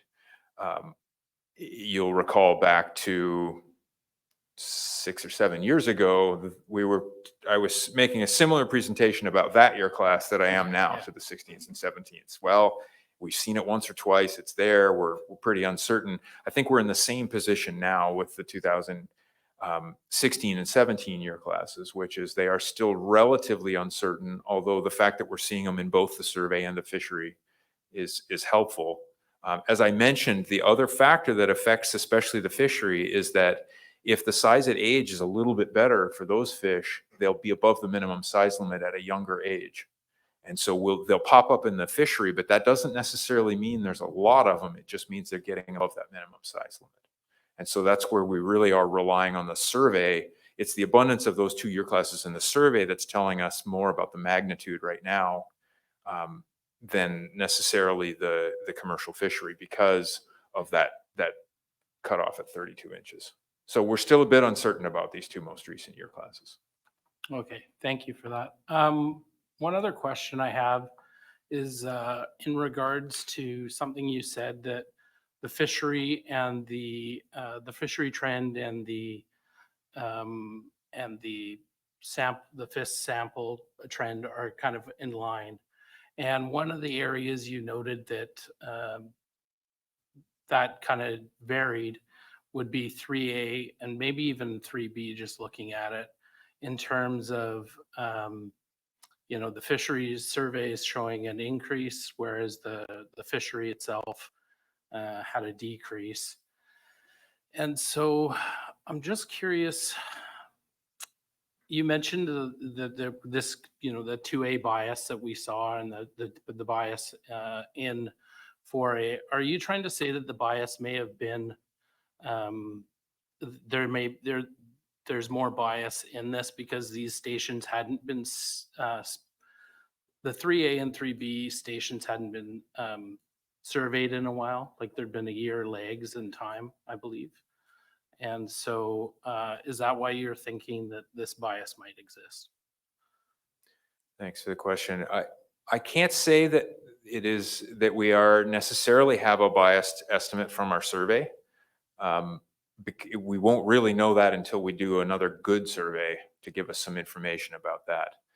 But we have had a relatively sparse survey in both 3A and 3B for the last couple of years. In 3A, I believe last year we had 2 charter regions out of the whole IPHC regulatory area. And so I brought that up because that is potentially a contributing factor here. Unfortunately, it's unresolvable at the moment as to which of these is better representative of the actual population trend, the fishery or the set line survey. But it is possible that we have some bias just due to that small footprint. So it's two parts. It's both that we haven't sampled some areas for a period of time, and also because we didn't sample very much of the overall area last year. As Dr. Webster noted, if we were on a base block design in the core of the stock in 3A and 3B both, we would be sampling all the charter regions on basically on a 2-year schedule, with some of them going 3 years, but most of them on a 2-year schedule. Okay, thanks for that. Because also Region 2 is one of the areas, it's been revenue positive generally, so it's actually been sampled more often than not. So it's kind of,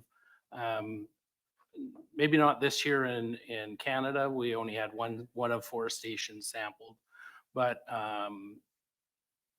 relatively, Region 2 has been sampled more than some of the other regions that for revenue problem issues, correct? It definitely has, and the benefit of that is that we have better information there as well. Yeah, we have even though we didn't sample all of, for example, 2B last year, we had good sampling the previous year, and so the likelihood that it's diverged substantially is much less than an area that we haven't sampled for 5 years or longer. Okay, thank you very much. Any final questions? Okay, thank you, Dr. Stewart. I think that brings us to the lunch hour.